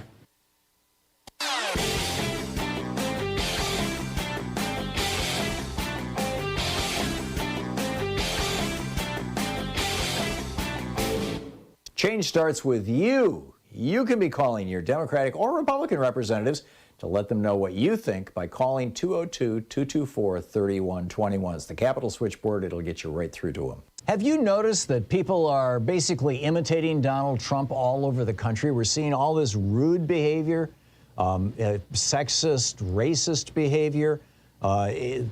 People getting arrested at airport gates, airplanes being turned around because people are fighting with flight attendants, disorderly, rude, unhinged conduct. I mean, it's just gone nuts. Car crashes are up, gun deaths are up, shootings are up. Healthcare workers are being literally physically assaulted in some hospitals. They're having to put together panic buttons. This kind of behavior in our schools is increasing. It looks like, according to some sociologists, psychologists, and even business consultants, it looks like a lot of this ties back not just to the Trump presidency, with Donald Trump providing us with an example of how to be, an obnoxious person, but also the crisis of the pandemic. We've got a deeper dive into this topic over at ThomHartmann.com. There's a great video about it. You can check it out there.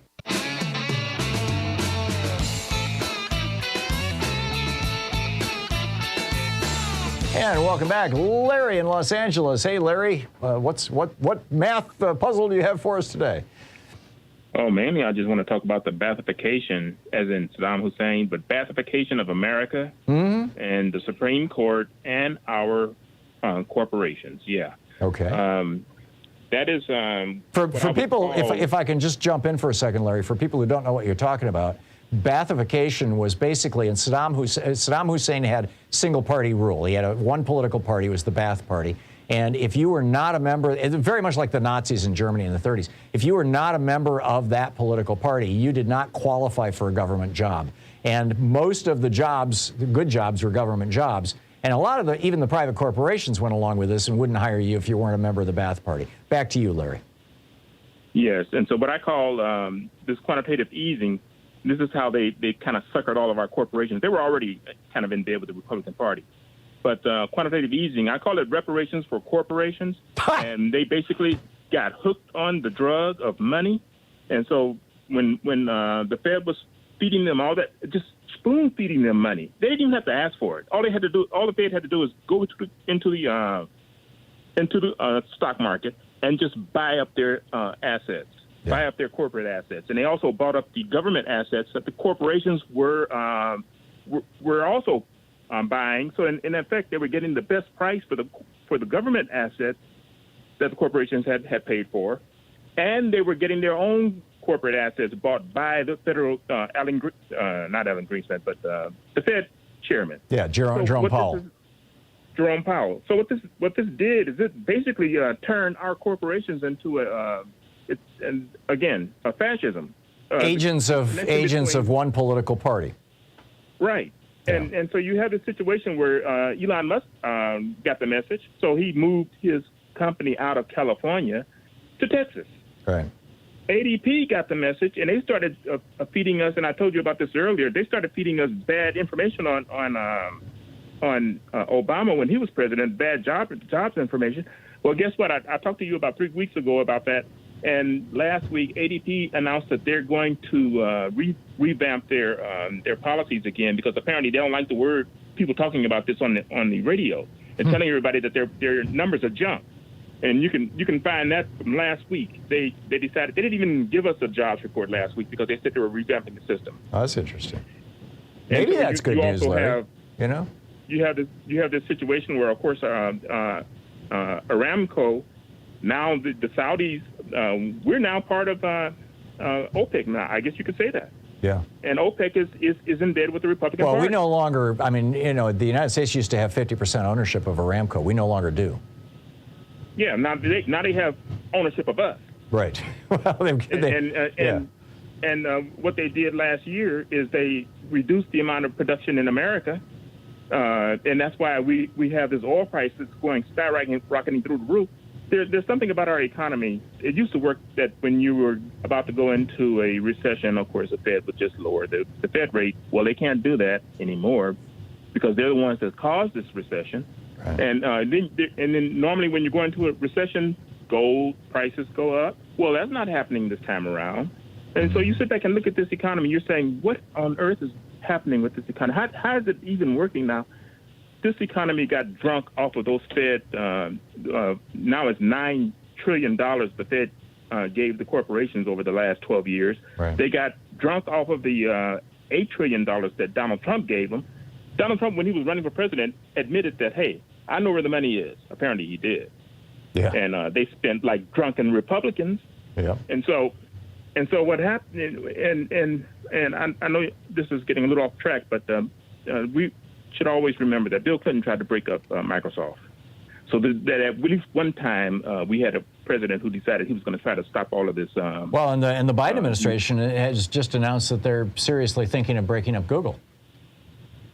Yeah. So you have this situation where they have been feeding these corporations, and again, this is fascism. Yeah. And now, so after feeding the corporations, now that Biden's president, guess what they're going to do? They're not going to feed them anymore. So Larry, I'm assuming you're addressing my hypothesis that some of this inflation is being driven by corporate, not just corporate greed, but corporate desire to hurt Democrats politically. Absolutely. Paul Krugman, just a couple of days ago in the New York Times, was talking about this. Not specifically about this, but about the economy. And he said, let's talk about the numbers now. They don't add up. And then he lays out what you're talking about, contradictory information. He says, are you confused? You should be. I've been in this business a long time, and I can't remember any period when economic numbers were telling such different stories. So you're agreeing with me that this is corporate manipulation for political purposes. Yes. We have people right now in high places calling for a recession. Yeah. When has that ever happened? Yeah. When has a media outlet ever precisely predicted a recession that was going to occur? Yeah. No, if anything, they try to talk it down rather than up. Larry, I got it. Except for when a Democrat is in the White House. There you go. Thank you, Larry. I'm in.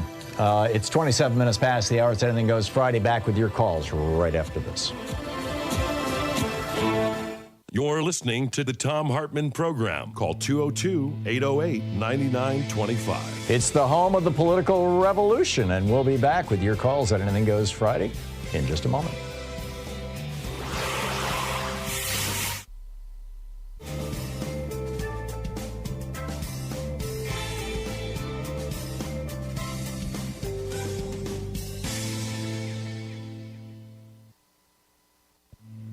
This is the Thom Hartmann Program. Our book today in the Thom Hartmann Book Club is Anita Hill's new book, Believing, Our 30-Year Journey to End Gender Violence. This is from Chapter 4, The Woke Generation. On October 17th, sitting at my desk reading through some of the many stories being shared under the banner of Me Too, I felt a sense of deja vu. A similar groundswell of outrage and activism had followed the Clarence Thomas hearings in 1991, and many believed it would be a turning point, that sexual harassment and assault would finally be taken seriously by society and the courts. We all hope that the reports of long-standing abuses in Hollywood and other industries and the flood of stories they unleashed would usher in a period of reckoning. All seem to agree. Time was up, needed to be up, for sexism and its insidious chokehold on everyone's lives. Yet despite the progress made over the past few years, it's become apparent that the reckoning that has materialized has in no way matched the volume of complaints. And disappointment is mounting in those who expected me to wake-up call our government needed to address gender-based violence. The truth is, I'm not surprised. History has taught me that it'll take more than mere testimony to solve the deeply embedded problem of this form of violence. The Me Too movement did accomplish something that did not exist before 2017. It broke open public conversation about the harsh reality and pervasive nature of gender-based violence. People around the globe, aided by social media and a broadened media landscape, shared stories of sexual harassment and assault that were horrific and familiar. It also prompted a more nuanced conversation about all that falls under the gender-based violence umbrella and how it creeps into our lives at an early age, follows us from place to place.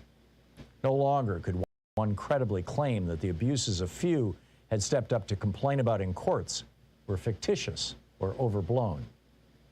One of the most troubling Me Too revelations was how often and regularly young people experience gender violence. Survivors and victims of all genders described abuse that began when they were children and continued on a daily basis in our elementary, middle, and high schools, generational wave after wave.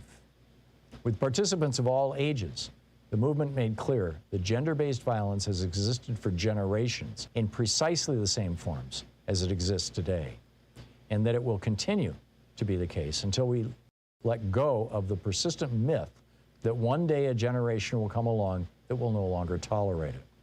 It won't magically disappear any more than pollution or poverty or racism or hunger or any of the other evils that are recurring features of our human experience.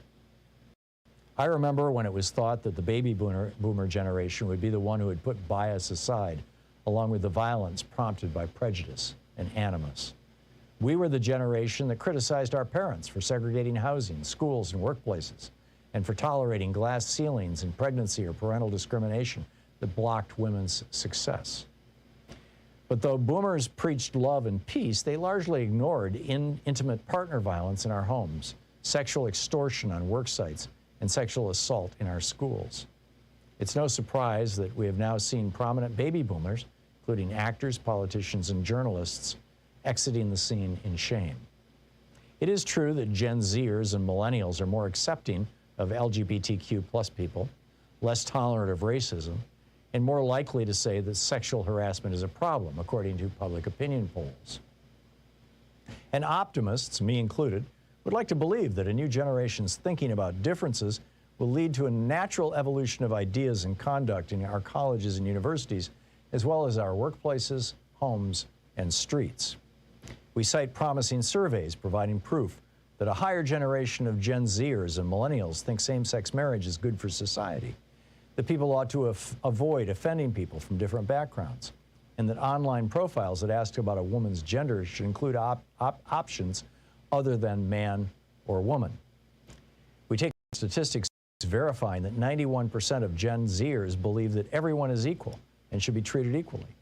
We read articles declaring that because of these progressive attitudes, the youngest generation won't tolerate sexual harassment in our workplace.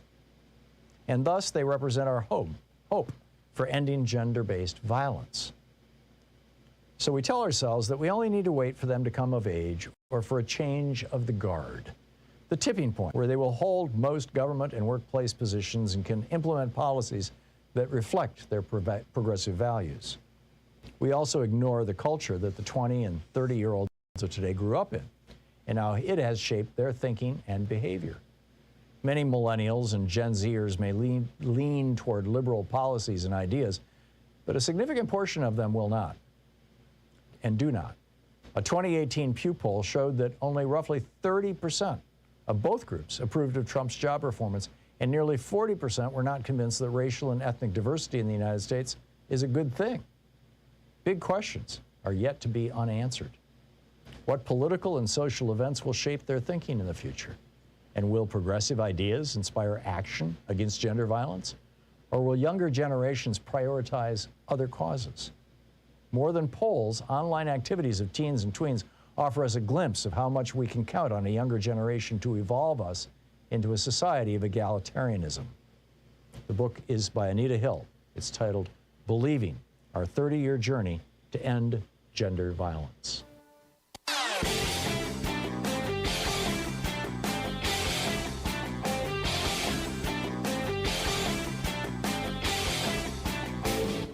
Hey, thanks so much for sharing our program and for reaching out to our stations and sponsors and letting them know that you're listening. It really means a lot to us. Welcome back. 34 minutes past the hour. Picking up your calls. Anything Goes Friday, whatever you want to talk about. Dan in Las Vegas. Hey, Dan, what's up? Hey, Tom. Third-time caller, long-time listener. Thanks for having me on, and thank you for your good work helping trying to keep some of us sane out here in the world. I wanted to touch a little bit upon the Building 7 conversation you had earlier with the previous caller. Besides looking at the physics of what occurred, I want to look at who benefited and some of the facts that you may find interesting that have been reported by mainstream media since. The Building 7 complex was the largest office for the CIA outside of Langley, Virginia. It also not only housed the FEMA response headquarters put there by Rudy Giuliani after the 1993 World Trade Center bombing, but it had the SEC file storage location where once Building 7 was destroyed on 9/11, all your WorldCom and Enron files evaporated. So those cases died on the vine. We had Ken Lay, we had the CEO of Enron. They were prosecuted. Skilling, they got in trouble. But beyond that, we never heard a word of any other prosecutions, But Dan, correlation is not causation. I mean, you know, yes, there were those buildings had a whole lot of offices in them, and probably some of them were up to some skeezy stuff, and others were critical infrastructure and quack, quack, quack. But, you know, the idea that somebody in the United States either ran 9/11 or knew that the Saudis were going to do 9/11 or bin Laden was going to do 9/11 and said, oh, gee, let's wire up this building with plastic explosive in advance and get ready for it. It's just crazy. You know, I'm sorry, I just can't go there, Dan. Tom, and I get it. I understand that. And I was apprehensive to looking at this, but when you see a gentleman, I have watched the movies. You know, back in the day, we had I'm forgetting his name, three-name guy, David something on the program multiple times. I mean, I've watched at least 5 of the so-called documentaries on 9/11, and it still doesn't make sense to me that this was anything more than bin Laden and 19 of his fanatics who had a lucky hit against the United States, and it got wildly exploited by George W. Bush and used as a rationale to invade a country that had absolutely nothing to do with it, and bundle the whole family of bin Laden out of the country. So that's my position, Dan. I'm not moving. Dan, thank you for the call. Sean in Stamford, Connecticut. Hey, Sean, what's on your mind? Hey, Tom. Well, you had mentioned a couple of things in recent days in regards to the craziness with guns, the rollback of vaccines, and the Proud Boys in dead with the Republican Party. But you failed to mention the one thing that overarches all those things, and that is Ayn Rand philosophy. That only the strong should survive. Yeah, and the libertarians too. They're kind of, you know, two peas in a pod. David Koch running for vice president in 1980 on the libertarian ticket. Yeah, and the thing is that a lot of people don't believe in Darwinism as a social science, but yet they love practicing it in this sense. No, they don't believe in it as a biological science, but they do believe in it as a social science. Right. Okay. Thanks for the question. Yeah, but you know what I was getting at. Yeah. Yeah, and it's really concerning because this is where we're headed, and we got to be very, very careful where we step. Yeah, it's a bizarre narcissistic philosophy. I mean, when I was in high school, there were people reading Atlas Shrugged, and they were all, oh my God, this is so cool. And it's like, really? I mean, I read maybe the first 100 pages and thought this is probably one of the worst written novels I've ever read in my life. The characters are wooden, the dialogue is weird, the motivations don't make sense. I just, you know, but I'm with you, Sean. I think that the damage that was done to this country by Ayn Rand, providing a philosophical and intellectual cover, essentially, an infrastructure for these guys, is huge. Sean, thank you very much for the call. Kathy in Madison, Wisconsin. Hey, Kathy, what's up? Hi, Tom. Thank you for taking my call. Just want to put something out there, a little food for thought. I think what we need in the Senate is a weighted ballot. And the reason I think along those lines is because that's what we did in our union. When the big international, to offset what they thought were crazy lefties over on the West Coast, were voting a certain way that they didn't like, they would just create more locals at a little tiny places to outvote us. Because it was like one on the executive board, one vote. We kicked out that old union. When we instituted our own constitution, we had a weighted ballot, which meant it was like it was based on a percentage of the membership in a local compared to the total membership that we had. It was pretty easy to figure that out. Yeah, I'm with you. So California, which has which constitutes about a third of the entire U.S. economy, and only has two senators, 1/50th of the representation in the United States Senate. They should have heavier votes, but that would require a constitutional amendment. Why not just add 5 states? Why not add, Guam and the Solomon Islands and the Marianas and maybe I'm mixing these up and obviously Puerto Rico and D.C. and get 10 new Democratic senators. Well, see, I think about this, though. Does it really require a constitutional amendment? My idea was that, fine, the Constitution said each senator gets 1 vote. What's the worth of that vote? They've already determined in their rulemaking, because as you know, under the Constitution, they have the right to make their own rules. Right. They've already determined a number of situations where you have to have a supermajority. We got 60-vote thing on cloture right now. I think it was up to, 66 at one point. Mm-hmm. They've got a situation where 1 senator can put a hold on something. That's not representative of anything. So if they can make rules that go to that extreme, why couldn't they make a rule on a weighted ballot? The other thing the simple answer, Kathy, is that the Constitution says that decisions will be made by a majority. Well, no, I hear you on that. Yeah, by a majority. Now, I get it, though, that you could say that, a state's ability to, or an individual senator's ability to block legislation, to filibuster, to participate in a whole bunch of different kinds of Senate activities, that could be weighted. And that makes a lot of sense, actually. There's things that they could do, and here's one of the things I was thinking about, whether it was population or maybe even on the number of people that voted in the preceding, it could be presidential election. In which case, if you did it, and I'm not talking about the number of people that voted for them, but the total number of people in their state that voted, because that might discourage them from trying to kick people off the voter rolls and encourage more people That's an interesting idea, too. Yeah, so I'm just throwing that out there. I was thinking of it last night, especially with the Manchin thing, which is absolutely infuriating, and I'm still steaming about that, as I'm sure a lot of people. I'm inclined to think that any state whose senators vote against climate change remediation should no longer get FEMA money for disasters caused by climate change, but wow. Well, that might wake the people up for sure. Thank you so much, Tom. Yeah, thank you, Kathy. It might also cause Manchin to flip. Yeah, anyhow, Mike in Friday Harbor, Washington. Hey, Mike, what's on your mind today? Hello, Tom. Can you hear me? I can. First time. I just wanted, regarding the coming elections, your well-reasoned rant and daily take needs to be a compelling campaign point. That is, this extreme inflation is a power play by monopolist interests to undermine democratic representation. So you're agreeing with my hypothesis? I am, and I think to undermine democratic representation and further corporate control of government by pro-lie, right-to-lie Republicans. Yeah.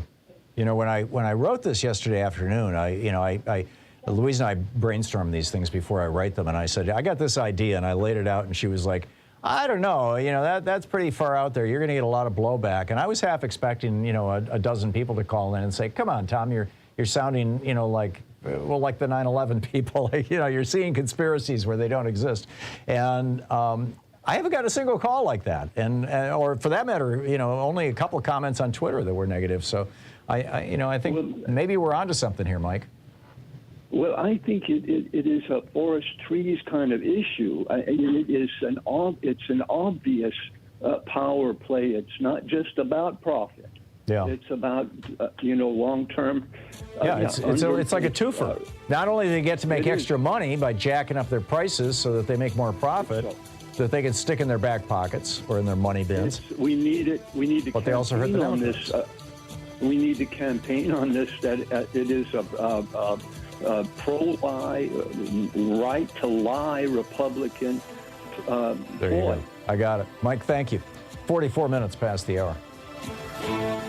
You're listening to Thom Hartmann. Visit thomhartmann.com for audio and video archives. We'll be right back with your calls on Anything Goes Friday. It's the place where despair is not an option.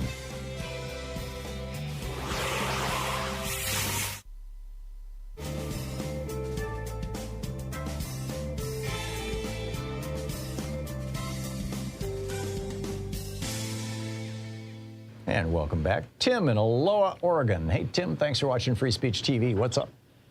Well, we've talked many times, Tom, but a simple comment about one of your callers about Fox News. There's a big difference between free speech and screaming fire in a crowded theater. That's the way I see it. Yeah, but what proving that somebody in that crowded theater is yelling fire with malicious intent can be a real challenge. I mean, here's the thing right now that's got my hair on fire, Tim, if I may. Jesse Waters used to work with Bill O'Reilly. He was O'Reilly would have Waters on his show all the time to do reports. Bill O'Reilly is the guy who called George Tiller, Dr. George Tiller, who was the abortion doctor in Nebraska, or in Kansas, I guess it was, called him Dr. Tiller the baby killer, or George Tiller the baby killer, over 30 times on the air until finally somebody murdered George Tiller. Jesse Waters, who was part of that, or was a suck up or an understudy to him, to Bill O'Reilly, is now trying to do the same thing with the doctor in Indiana who performed the abortion on this 10-year-old girl. He's repeating her name over and over again on the air on his program on Fox News, and I think he's trying to get her murdered. Yeah, I agree. That's the Republican ideology. What's happening with this January 6th, all these conferences and so forth they have, basically the way I see it, it's just shoring up the Trump base is what it's doing. That's a scary part of it. Yeah, but but at the same time, the Trump base is shrinking. Yeah, but it's going to expand to somebody else because the guy's 76 years old, and who knows what's going to happen in 2 years. You have to put that in consideration, too. Right. And then you look at the current specifics about registered voters 30 and under don't have anything to do with Biden anymore, And then the Republican registrations are up. That was in the Oregonian the other day. And what's really kind of ironic, I've been in the same neighborhood for 32 years, and it's an area of 22 homes here. It was originally 13. I'm the only person in my immediate neighborhood that takes a daily newspaper. People just don't have a clue what's even happening locally. Well, and the Oregonian is no longer even daily. I mean, we subscribe to it, and it comes 4 days a week, as I recall. Well, no, actually, I get it 7 days a week. I pay two separate subscriptions. One goes to Georgia and one goes locally here. So you can get it 4 days a week or 3 days a week or the whole thing. And one person Wait a minute, the Oregonian publishes 7 days a week? Right. I didn't know that. When I signed up for it, there was like, here, do you want the digital version or do you want the digital version plus the print edition? And I took the print edition along with it. They give you a local guy who delivers all issues, but he does 3 days a week, and then there's another billing that actually goes to Georgia. It's listed to the Oregonian. I pay him every 2 months or so. You can get it 7 days a week. I didn't know they even printed the newspaper 7 days a week. Yeah, they do. They do. Yeah, it's pretty. Holy and cow. I've been in the same neighborhood 32 years. I was in retail sales in this area for 20, so I try to keep an idea of what's going on locally. I think it helps, in terms of knowledge. And So, really Tim, we're kind down of to 20 seconds here. Was there another point you wanted to make? Yeah, really, those things, the more things change, the more they remain the same. I had a college professor who used to talk about the influence that one person can have nationally, Dr. Charles Haight, and look what's happening, in this country. And that's 50 years ago. Yeah. That one person being who? You're talking about like Trump? Like Manchin or Trump. Manchin, you know what I mean? Yeah, Exactly. but very often history pivots on one person. The more it changes, the more it remains the same. There you go. Okay, Tim, I'll go along with that. Thanks a lot for the call, and thanks for the info on the Oregonian. That's fascinating. It's 49 minutes past the hour. We'll be back with your calls on Anything Goes Friday. I'll be back with you in 60 seconds. Got to just read an ad over on the commercial side of the show. We'll be right back.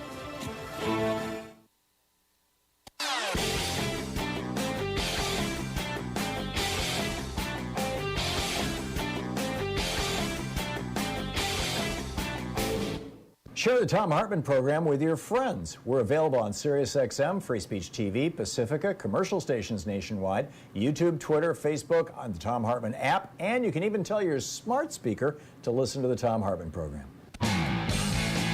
And welcome back. Carl in Ocala, Florida. Hey, Carl, what's on your mind today? Hi, thanks for taking my call. We talked a couple of weeks ago, and you corrected me on a question I asked you. I have another question to ask. Before I do, I just sent a message to Chuck Schumer with my condolences for him having to give up his job as majority leader to Joe Manchin.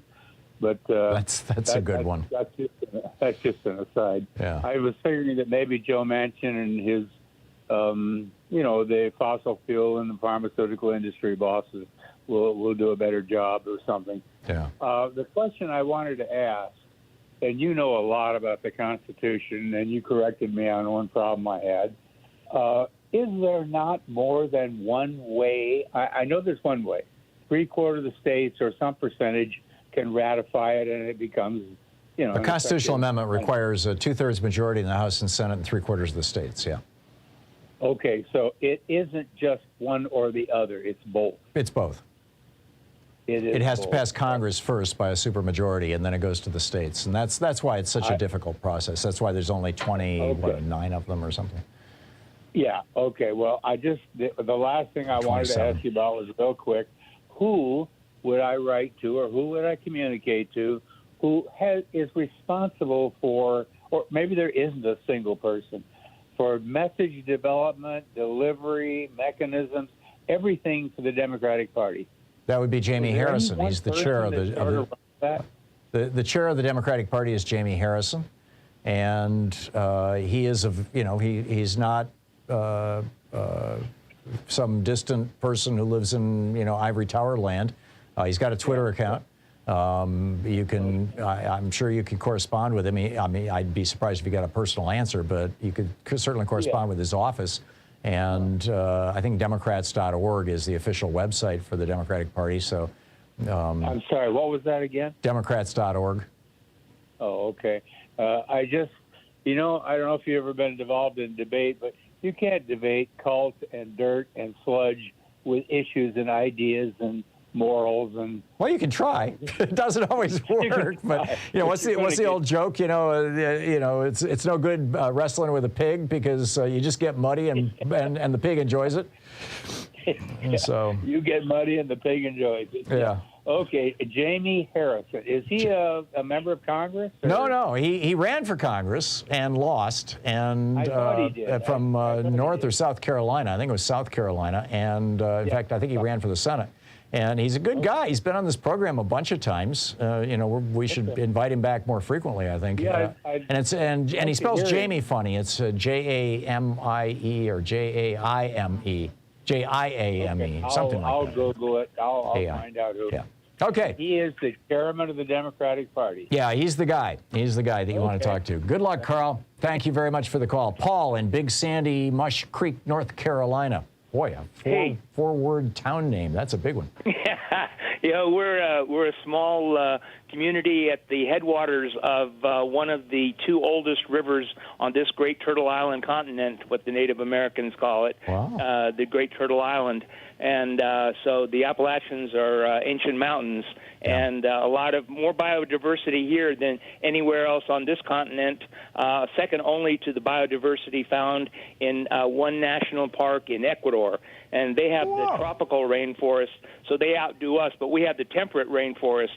So we have the southernmost extension of the northern species and the northernmost extension of the southern species. How cool we're in is that that? overlap. How cool is that? If you and Louise want to take a vacation sometime, please come out and see the Great Smoky Mountains National Park. And well, thank you. I've driven through that area. It is one of the most beautiful parts of America, just all the way up the Appalachians, but in particular the kind of central area from basically South Carolina up to West Virginia is just amazing. So anyhow, what did you call about, Paul? So I was calling Tom to reflect on a story that has not gotten much traction in the national media, as far as I can tell, but that really needs to, and hopefully by your push on it might get some more traction. That is that the European Parliament voted last week to elevate nuclear power and natural gas to the status of sustainable energy. Yeah, I know. How about that for a conundrum? I think that this is what they're trying to do. There's a bunch of countries, Germany's probably at the top of that list, who actually have laws on the books that require, sustainable or renewable energies in particular ways. And now they've got Russia cutting off their supply of fossil fuels, and they've got a bunch of decommissioned nuclear reactors. And, they're facing a winter that could be extraordinarily destructive if, with Russia cutting off their fuel supplies. So they're having to do a legalistic dance. I'm not going to criticize them for that. I see this as a temporary step.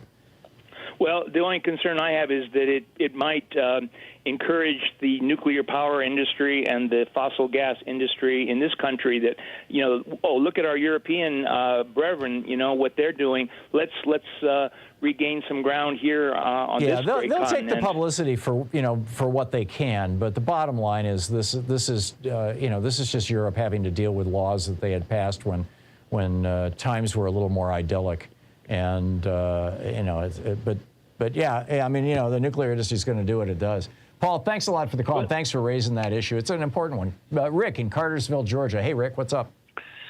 Hey, Tom. I don't know if I missed it or not, but when you were talking about the transfer of wealth on your program a couple of days ago, that I don't think you really expounded upon the fact that because of the transfer of taxes and so forth, that the average working people are having to pay more and stuff like water and sewer fees, and they of course skyrocketed to pay for the improvements and maintenance and upgrades in the water sewer system. You've got splash programs that have to now pay for libraries and schools. You have public-private partnerships that where that you now have toll roads and so forth to pay back on the roads. In fact, talking about the thing here in Georgia, that the Republicans think that to combat traffic congestion, you build HOT lanes so that you can pay for the privilege of driving expressway speed while others sit in traffic. Yeah. And not only that, but the fact that, years ago, and of course I was beneficial of that too, the fact that being as old as I am, that Social Security was supplemental income, considered that. Rick, I got to run. I'm sorry. When the music starts, you got about 10 seconds to wrap it up. We'll be right back with Bernie. You're listening to Thom Hartmann.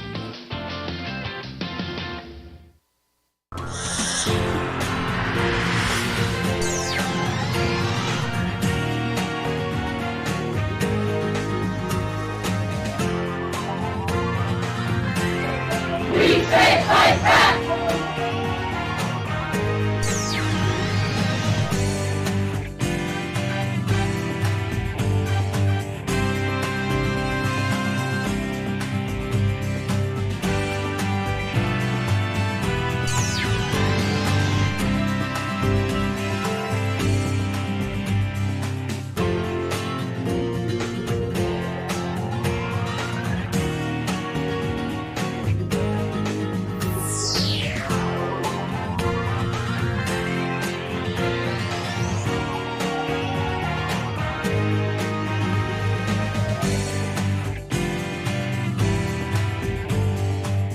In addition to bringing you the Thom Hartmann Program here on Free Speech TV and Video Media Online, we also have a whole set of ways you can interact with us and tools you can use to spread the word about the importance of democracy and the threats to it in our republic. First, there's your daily homework. Sue Nethercutt puts together a daily email newsletter that has a link to every story I discuss on the air, so you can find my sources and you can share them with your friends. It's free and you can sign up at thomhartmann.com. Second, I publish my daily take every day over at the hartmannreport.com website. That's also free if you want the daily 5 days a week rant in your inbox. No ads either. Third, we have the podcasts. There's the free 1-hour version of our daily show that's advertising supported. You can find that wherever you get your podcasts normally. And then there's also the podcast of the entire 3-hour show with no advertisements, and that's available by subscription over at thomhartmann.com. So check them all out at thomhartmann.com and hartmannreport.com.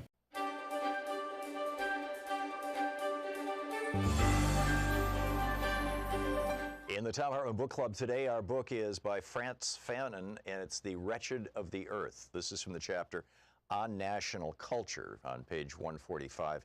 It sort of reads like Thomas Paine, actually. Each generation must discover its mission, fulfill it, or betray it in relative opacity. In the underdeveloped countries, preceding generations have simultaneously resisted the insidious agenda of colonialism and paved the way for the emergence of the current struggles. Now that we are in the heat of combat, we must shed the habit of decrying the efforts of our forefathers or feigning incomprehension at their silence or passiveness. They fought as best they could with the weapons they possessed at the time, and if their struggle did not reverberate throughout the international arena, the reason should be attributed not so much to a lack of heroism, but to a fundamentally different international situation. More than one colonized subject had to say, "We've had enough." More than one tribe had to rebel. More than one peasant revolt had to be quelled. More than one demonstration had to be repressed for us to stand firm, certain of our victory. For those of us who are determined to break the back of colonialism, our historic mission is to authorize every revolt, every desperate act, and every attack aborted or drowned in blood. In this chapter, we'll analyze the fundamental issue of the legitimate claim to a nation. The political party that mobilizes the people, however, is little concerned with this issue of legitimacy.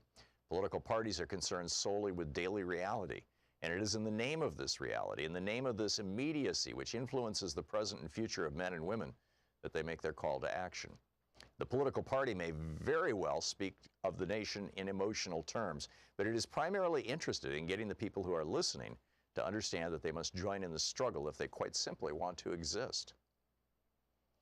We now know that in the first phase of the national struggle, colonialism attempts to diffuse nationalist demands by manipulating economic doctrine. At the first sign of a dispute, colonialism feigns comprehension by acknowledging with ostentatious humility that the territory is suffering from serious underdevelopment that requires major social and economic reforms.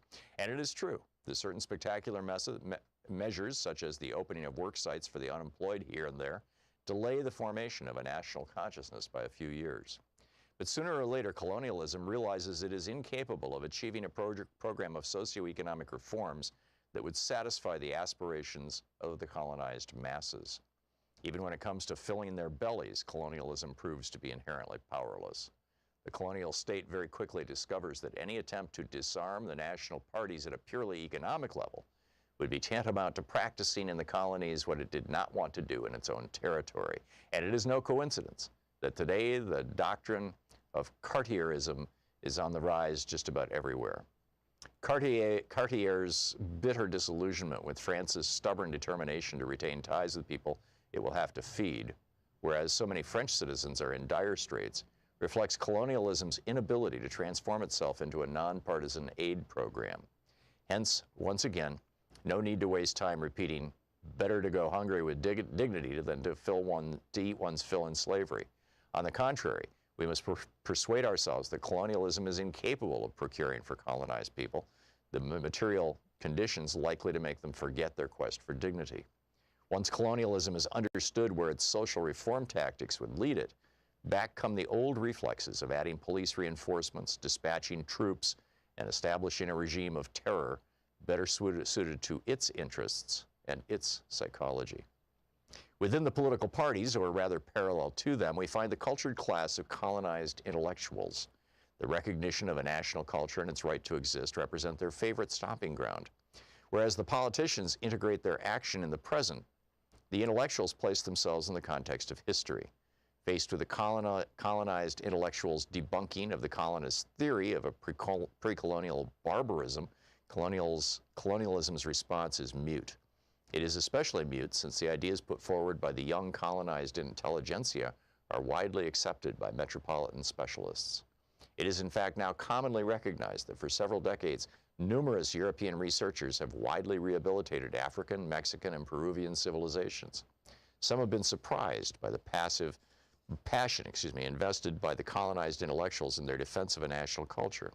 But those who consider this passion exaggerated are strangely apt to forget that their psyches and their egos are conveniently safeguarded by the French or German culture, whose worth has been proven and which has gone unchallenged. I concede the fact that the actual existence of an Aztec civilization has done little to change the diet of today's Mexican peasant. I concede that whatever proof there is of the once mighty Songhai civilization does not change the fact that the Songhais today are undernourished, illiterate, abandoned to the skies and water, with a blank mind and glazed eyes. But as we have said on several occasions, this passionate quest for a national culture prior to the colonial era can be justified by the colonized intellectuals' shared interest in stepping back and taking a hard look at the Western culture in which they risk becoming ensnared. Fully aware that they're in the process of losing themselves and consequently of being lost to their people, these men work away with raging heart and furious mind to renew contact with their people's oldest inner essence, the furthest removed from colonial times. Let us delve deeper. Perhaps this passion and this rage are nurtured, or at least guided, by the secret hope of discovering, beyond the pleasant wretchedness, beyond the self-hatred, something that redeems us.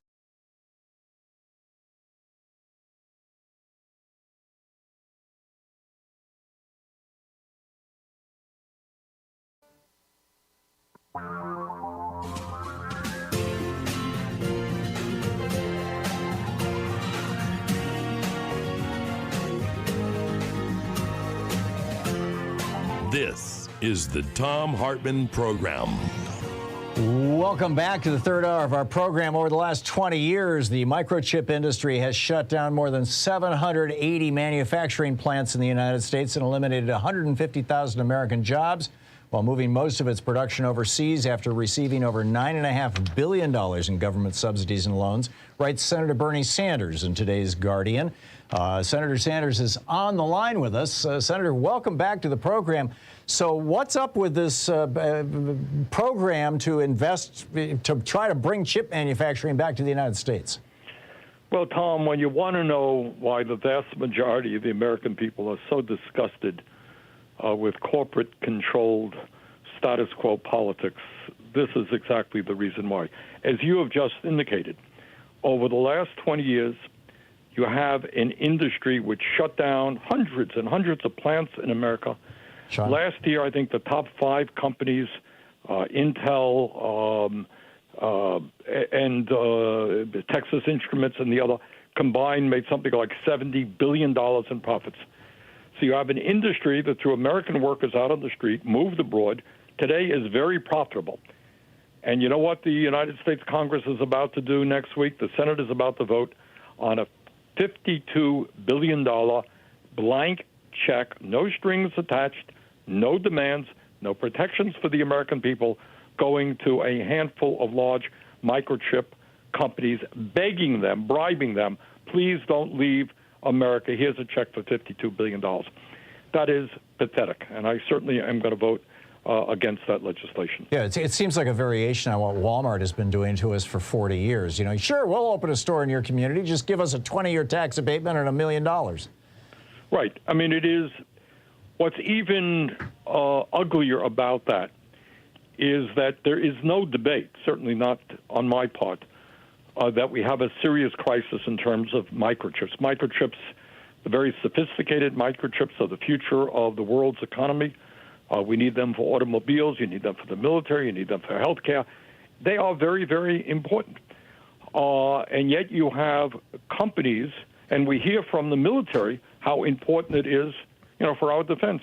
And yet you have companies that are saying essentially, if you do not give us a blank check, corporate welfare, we're going to leave this country, and to hell with the military, to hell with the healthcare industry, to hell with the economy. What's most important is our profit margin. So what's the alternative? I think pardon me? What's the alternative? What should we be doing? The alternative is to say to them, fine, let's do industrial policy. Now, industrial policy means that in certain circumstances, you want the government to be working with the private sector.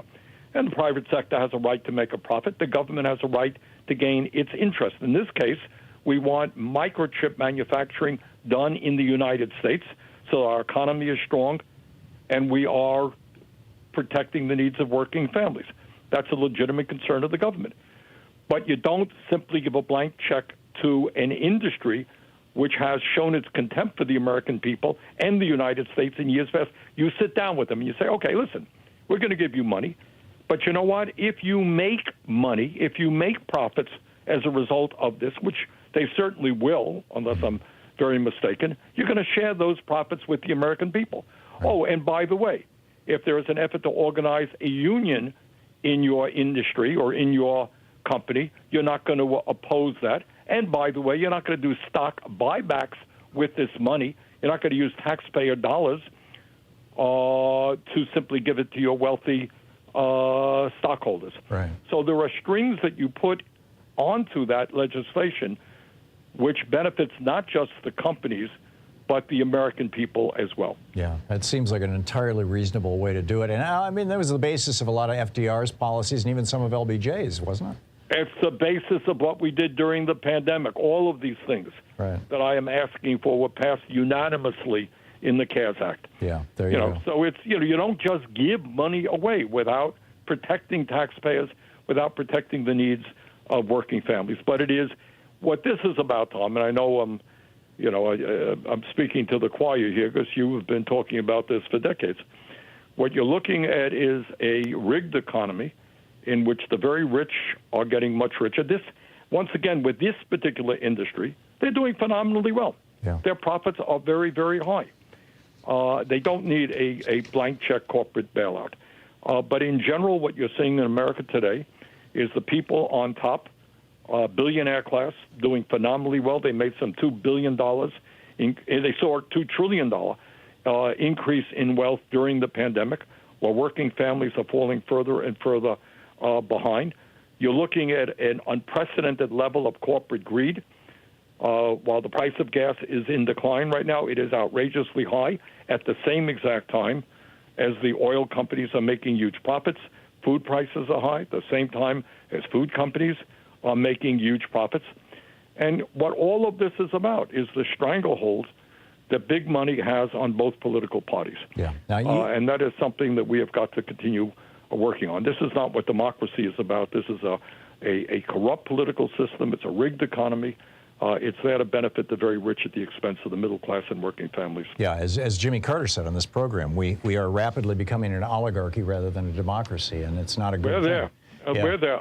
It's a funny thing, and tied into that is the corporate media, which is owned by these guys. Yeah. So, you're looking at a situation, and, we don't sit down and have the kind of discussion that we need to have. Does anybody really think, anyone listening to this program, that it is appropriate that 3 people in America own more wealth than the bottom 50% of people in this country? 3 people.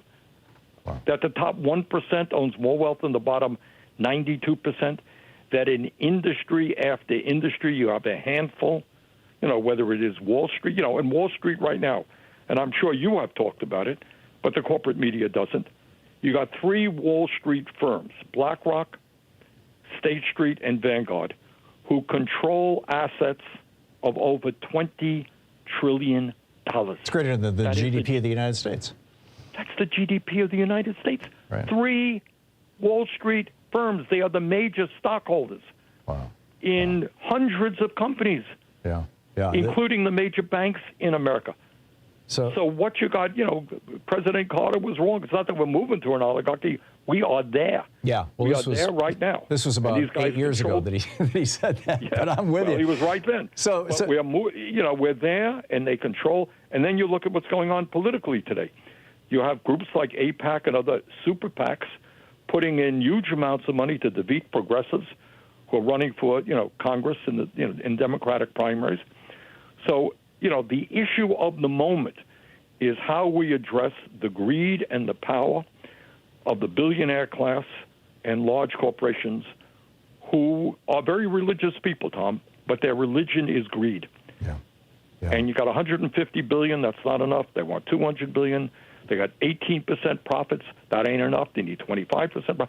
On and on it goes. So, these are tough times. And I know a lot of people are demoralized, are discouraged. We're not dealing with climate change. We're not dealing with the attack on women's rights and abortion rights. We're not dealing with the gun violence in this country. We're not dealing with the health care crisis. So people are frustrated. But I think we just got to keep plowing forward, maintain with pride the agenda that we are fighting for, which is the agenda that working families in this country want and need. Amen. Now, I know you've been working as chairman of the Budget Committee in the Senate, one of the most powerful committees there, with the Biden administration very closely, and this kind of Build Back Better version 2 that was going to try and Joe Manchin came out yesterday and just stuck a knife in your back, it seems to me. I'm curious. Well, he didn't stick a knife in my back, because I was talking 6 months ago. I knew exactly what he was doing. Manchin has received, if I'm not mistaken, something like campaign funds from something like 25 Republican billionaires. So I am not shocked by what he is doing.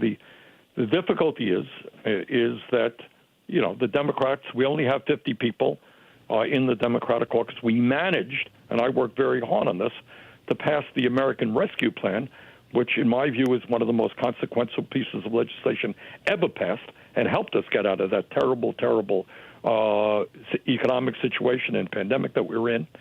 But we could not hold on to 50 people to go forward with Build Back Better. Yeah. And the result of the sabotage of Manchin and Sinema is that after we passed Build Back Better, President Biden's favorability rates were 59%. The American people said, yeah, thank you. We're dealing with a pandemic. We've lost our jobs. Thank you for the extended unemployment. Thank you for the child care. Thank you for the child tax credits, which lowered child poverty in this country by something like 50%. Thank you for the direct payment of $1,400 when we desperately needed per person in this country. Thank you for all of those things. You're doing what the American people want. And Biden was very popular. Congress was doing well. And then you had Manchin and Sinema saying, oh, wait a minute. Why are we offending corporate America? Why are we going forward, asking the rich and large corporations to start paying their fair share of taxes? That's not what they do. They get funded by these large pharmaceutical companies, fossil fuel companies, billionaires. That's not what they do. So it should have been recognized 6 months ago that we're not going to make any progress. We need more Democratic senators. Senator, we have just 60 seconds until we hit a hard break I can't control. You know this show. Thoughts as we move forward on where we should be focusing our activism to help support the kind of work you're doing? Well, you got an election coming up. It would be a disaster for the Republicans to gain control over the Senate or the House. It's important that we elect as many progressives as possible. So if you are in a district where a progressive is running for Congress, please give him or her the help that they desperately need. Yeah, and there's some good progressives out there who are running. We have elected some great progressives. Yeah. Summer Lee in Pennsylvania comes to mind. Delia Ramirez in Chicago, Jonathan Jackson in the Chicago area. We're electing some great progressive leaders. Yeah, and you're absolutely one of them. Senator Bernie Sanders, thanks so much for dropping by and for raising these issues and keeping them on the in the consciousness of America. It's so critical, and you're doing such great work. Thank you, Senator. Well, thank you for the great work you do, Tom. Back at Talk to you soon. Thank you, Senator. Bye-bye. We'll be right back. It's Anything Goes Friday here on the Thom Hartmann Program. Back with your calls right after this. 18 minutes past the hour. Oh, I got to tell you about what's happening at Ted Cruz's mansion. Right after the break, so stick around. 18 minutes past the hour.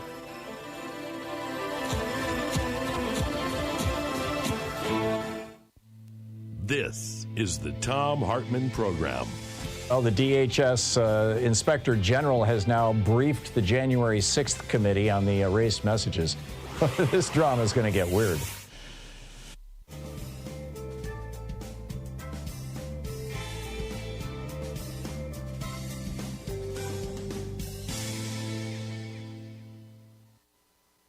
And welcome back. David in Searcy, Arkansas. Hey, David, what's on your mind today? Hey, Tom. Well, I was really glad to hear from Senator Sanders there. He said a few things that I agree on, such as a corrupt system in government, an uncaring business class about the welfare of people. You combine those two together, and you can see that the common American doesn't stand much of a chance. Sadly. So what I am suggesting, or what I think we should do, is we should do much like what we did when we first started this country. The common people raise up, not violently. I do not advocate violence at all. Let's take the A Million Woman March that came up a few years ago. Uh-huh. There was more than 1 million women in this march. Let us do something to help our own selves out. Let's have another million woman march and get 10 million women out there. I don't want them to march. I don't want them to buy signs. I don't want them to buy markers. I want them to write out a $10 check. Black Lives Matter. I don't want them to march. I don't want them to put signs up. I want them to sit at their kitchen table and write a $10 check. Yeah. The people that are upset about gun control and what's happening there. I get where you're going, David.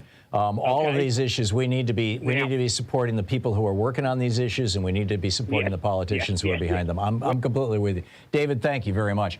Merwina in Winnegle. No, how do you say the name of your town there in New Jersey? Whiting, New Jersey. Okay. Whiting. Oh, there's a typo here then. I'm sorry. So, Merwina, what's up? Well, something I watched the other day. You had the hearings on. Mm-hmm. Oops, I can't hear you. Yeah, I can hear you fine. Okay, good.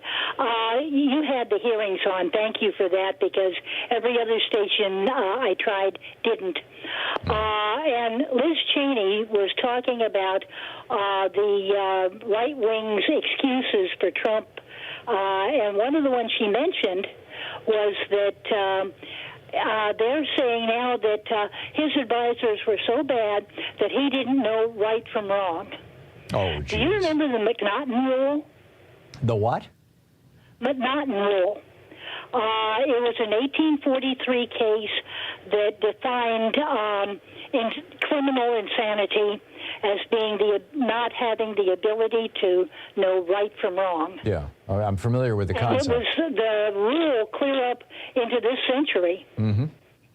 or the last century, really. Yeah. So technically, that means Trump is criminally insane. You're right. You're right. If they're going to use he didn't know right from wrong, he was relying on his advisor's defense, then you're absolutely right. That defense implies that he's criminally insane. Right, and not legally responsible. But if he isn't, then he belongs in an institution. Yeah, one with bars. I'm with you. And by the way, if you're going to be on the East Coast, visit the country's biggest pineland forest in New Jersey. I've heard about it. I've never been there, but I've heard that that it's absolutely beautiful. Merwina, thank you so much for the call. It's great to hear from you again. It's 22 minutes past the hour. We'll be right back. Stick around.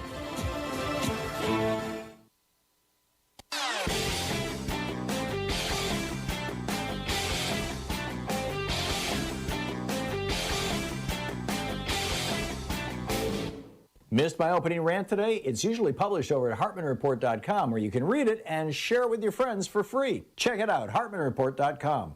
Back during World War I under President Wilson, we had a windfall profits tax on war profiteers, essentially, of 95% above their normal profits. You were allowed to make your normal profits, but when you started making more than that, 95% tax on that income. President Franklin Roosevelt revisited the exact same thing, windfall profits tax, during World War II, saying he didn't want this war to produce any new war millionaires. During the Korean War, Dwight Eisenhower had a windfall profits tax. During the echo of the fall of the Shah of Iran, when all the Iranian oil was taken off the marketplace and the price spiked, President Ronald Reagan imposed a windfall profits tax on the oil and gas industry to stop exploitation of that. Now we have Senator Bernie Sanders in the Senate and Ed Markey as well along with him, and Representative Jamal Bowman in the House saying, let's do the same thing now. There's a whole video about it over at thomhartmann.com. Check it out. And whoops, let me try to get back to, there we go, back to my call screen software. Bill in Sarasota, Florida. Hey, Bill, what's on your mind today? Oh, hi, Tom, and happy Friday to you. Thank you. I'd like to talk about what we all have been hearing about on how inflation has been affecting everyone, and opinions from many of the politicals and pundits as to what the main drivers of this inflation is. Mm-hmm. And one of the causes that has been mentioned a lot from the right-wing echo chamber is that our current inflation cabal is only due to too much government spending on Biden's end as it relates to his recent $2 trillion COVID relief bill and $1 trillion infrastructure bill. Yeah, this is what Joe Manchin was saying. This was his rationalization, and it's BS. Right. And what I can't understand is why don't they even mention Trump's past government spending spree as it relates to his past 2017 tax relief bill that involved trillions of unaccountable dollars that went to corporations, and also his two 2020 COVID relief packages that I believe weren't paid for. And one more thing I wanted to add is I know Joe Biden has emphasized how he was wanting to pay for his Build Back Better package, but unfortunately it failed to pass. And I believe that package included some very good labor-related anti-inflationary components in it. And I wanted to get your thoughts. Yeah, there was, and Build Back Better was a strong and solid program. Bernie put that thing together with an eye to making it sustainable and endurable. And Joe Manchin blew it up. And he says, "Well, I'm concerned about inflation," which plays into my theme for the day of the corporations are driving this inflation in order to drive Democrats out of office. I thought one of the most important points that Bernie just made was that after Congress passed all this great stuff that that Bernie and Joe and President Joe Biden had worked out together, the tax credits and all the other supports, in the American Rescue Plan, his popularity rating was through the roof. And now it's down, and I think it's down because Joe Manchin and Kyrsten Sinema have been sabotaging him.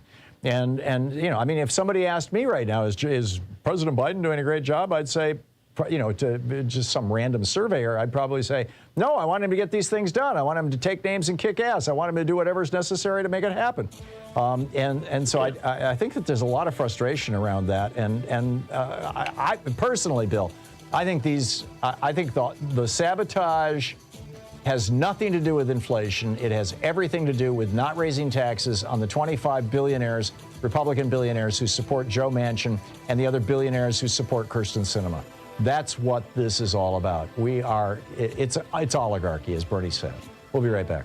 You're listening to the Thom Hartmann Program. Call 202-808-9925. I got to tell you about what's going on with Ted Cruz's house and the honey scandal on the other side of the break, and then we'll pick up your phone calls.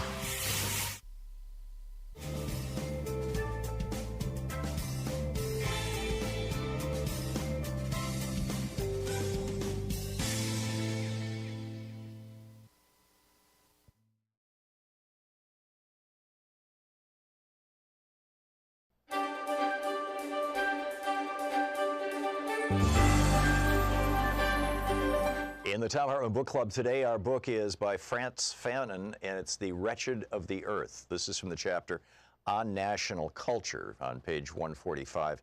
It sort of reads like Thomas Paine, actually. Each generation must discover its mission, fulfill it, or betray it in relative opacity. In the underdeveloped countries, preceding generations have simultaneously resisted the insidious agenda of colonialism and paved the way for the emergence of the current struggles.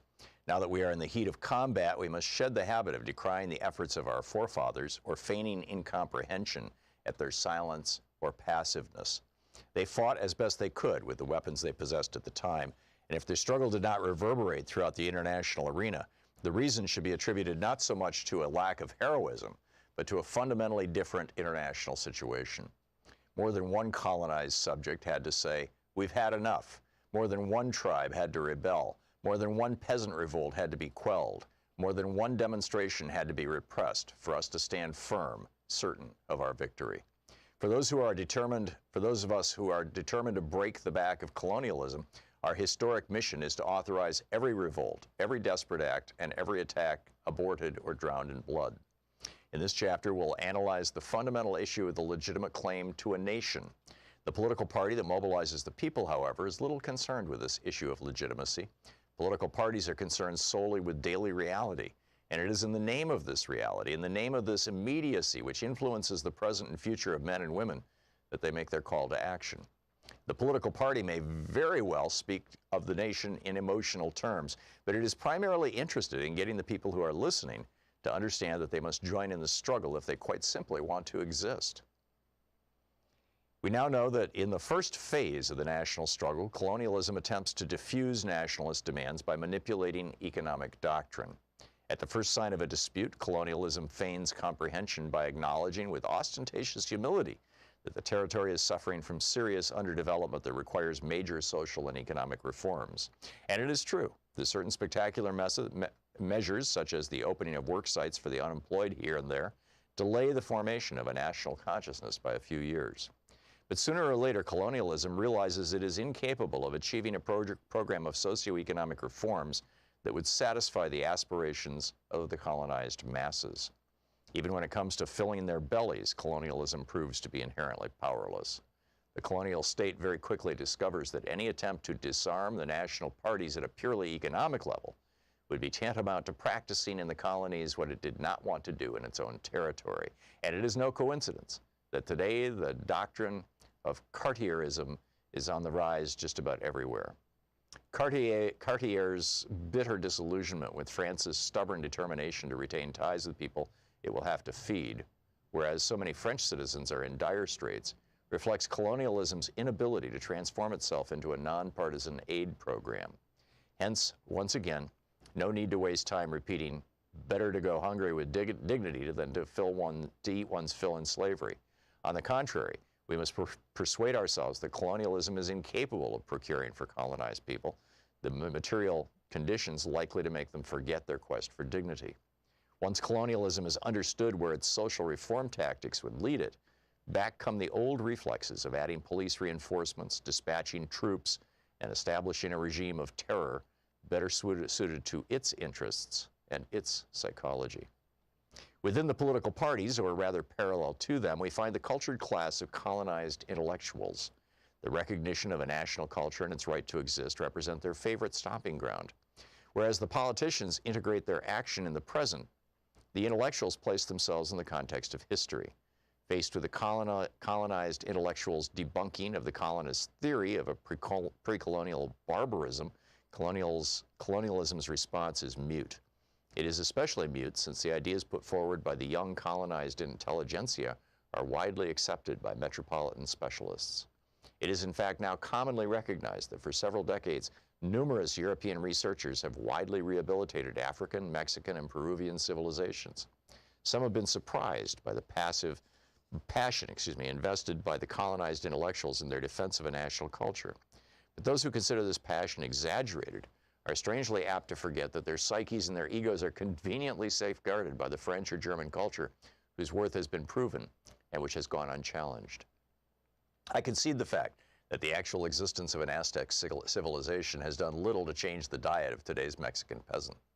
I concede that whatever proof there is of the once mighty Songhai civilization does not change the fact that the Songhais today are undernourished, illiterate, abandoned to the skies and water, with a blank mind and glazed eyes. But as we have said on several occasions, this passionate quest for a national culture prior to the colonial era can be justified by the colonized intellectuals' shared interest in stepping back and taking a hard look at the Western culture in which they risk becoming ensnared. fully aware that they're in the process of losing themselves and consequently of being lost to their people. These men work away with raging heart and furious mind to renew contact with their people's oldest inner essence, the furthest removed from colonial times. Let us delve deeper. Perhaps this passion and this rage are nurtured, or at least guided, by the secret hope of discovering beyond the pleasant wretchedness, beyond the self-hatred, something that redeems us. Our 1-hour free podcast recaps our show, and it's available wherever fine podcasts are found. And we have the full 3-hour podcast available over at thomhartmann.com if you want to really support our program. Back in 1981, the first year of the Reagan presidency, one of our 2 senators from Oregon here, Mark Hatfield, wrote an op-ed for the Oregon Territory newspaper about the new right, about this whole movement that had seized the Republican Party. And in it, he called them out for escalating nuclear arms, for opposing the Equal Rights Amendment, for opposing abortion, for supporting school prayer, and for their argument that if you weren't on their side, you were not patriotic. He also goes into a long rant about how they're exploiting religion for political purposes, and he thinks it's damaging Christianity as well as America. And then finally he says, finally, persistent threats of racism lie directly below the surface of new right ideology. And then he goes into this whole rant about that. It's really extraordinary how, what Reagan was doing is coming back into vogue. I got a whole video about the whole thing over at thomhartmann.com. Check it out. Welcome back. So 52 empty school buses, yellow school buses. Well, not entirely empty. They got drivers and they're filled with seats. 4,368 empty seats to honor the 4,368 children who have died from gun violence since 2020, just in this year.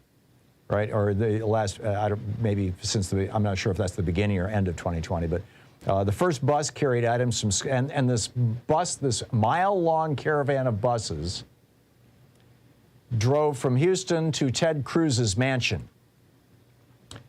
This is from a piece over at BuzzFeed News by Steffi Chow, or CAO, Cow maybe it's pronounced, I'm not sure.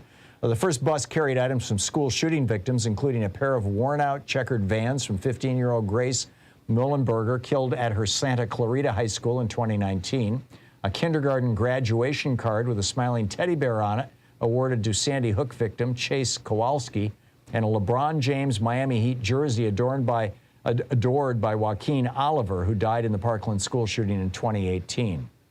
They're naming this collection of items from these children who have died to gun violence in the United States. They're naming it the NRA's Children's Museum.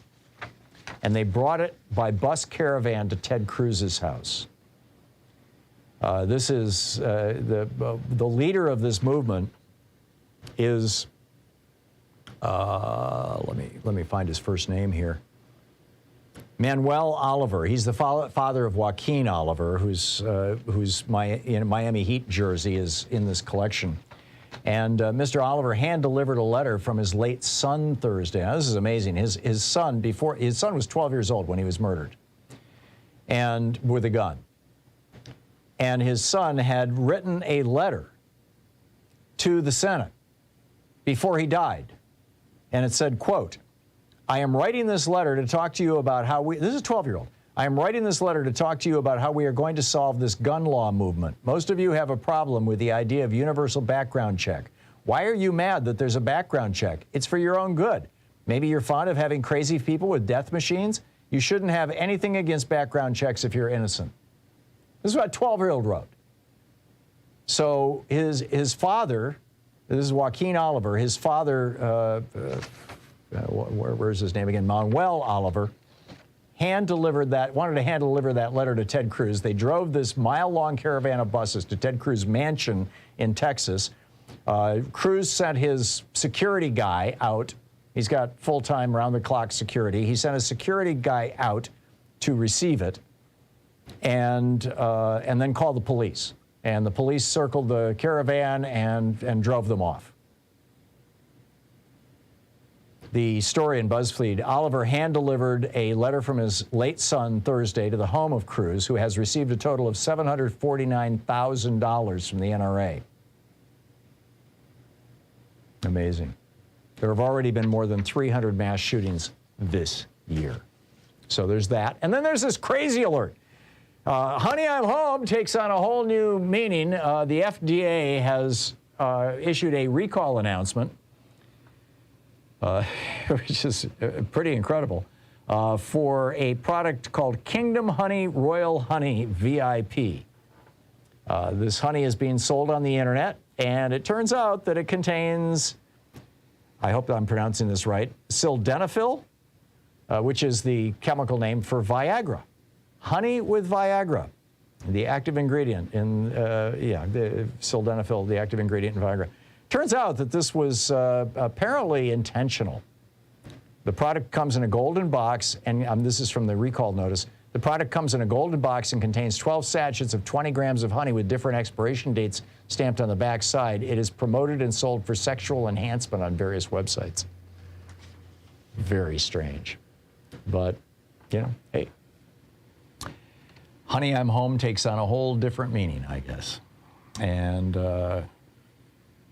or the birds and the bees. Okay, let's pick up your phone calls. Mary in Arlington, Texas. Hey, Mary, what's on your mind today? Yes, Tom. I was watching the stock market yesterday, and Andrew on there, they were laughing, having a good time, talking about each stock has a number. You know, salons, nail salons, each one has a number. And each number signifies how much is sold, how much they do, and that's what the stock market looks at. Well, his idea, Andrew's idea, was to give the guns and the bullets and the paraphernalia a number, and then turn it over to the FBI, and they could trace who was buying this stuff. And maybe would be a good way to stop some of these items. Yeah. What do you think? Well, guns are required to have serial numbers right now, but the problem that we have right now is I believe that the government has seized over 30,000 of these so-called ghost guns. They're importing parts from China and other parts of the world where basically you get all the pieces and then you just assemble the gun yourself. And there's no serial number, there's no way to track it, and they're being sold on the black market and on the internet. And it's a real problem. Mary, thank you. That was a good one. Very good. Scott in Eureka Springs, Arkansas. Hey, Scott, what's on your mind? Yes, Tom. I was calling you about, I saw a commercial the other day about guns at Dick's Sporting Goods. Mm-hmm.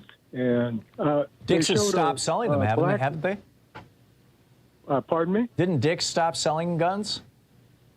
I don't know. And I could be wrong on the name of the sporting goods company or the name of the company, but I saw a black woman on the commercial, and then they started about owner financing the actual weapon for you for no money down. Oh, jeez. You know, yeah. So you got poor people. My boy, when Trump was elected, he started buying guns. Probably 217, 218, and he spent over $8,000 on guns for they're expensive himself these days. For himself and his family. And they went to the shooting ranges. You know, he's very respectable about all the guns and all that. But hell, I sold my guns 12, 15 years ago, and I don't really need guns. But the point being is, if they're owner financing weapons to people that have no money, I mean, the economy's in a bad enough shape as it is, and if you start driving people into debt by buying these damn weapons for no money down, we're going to have a hell of a mess.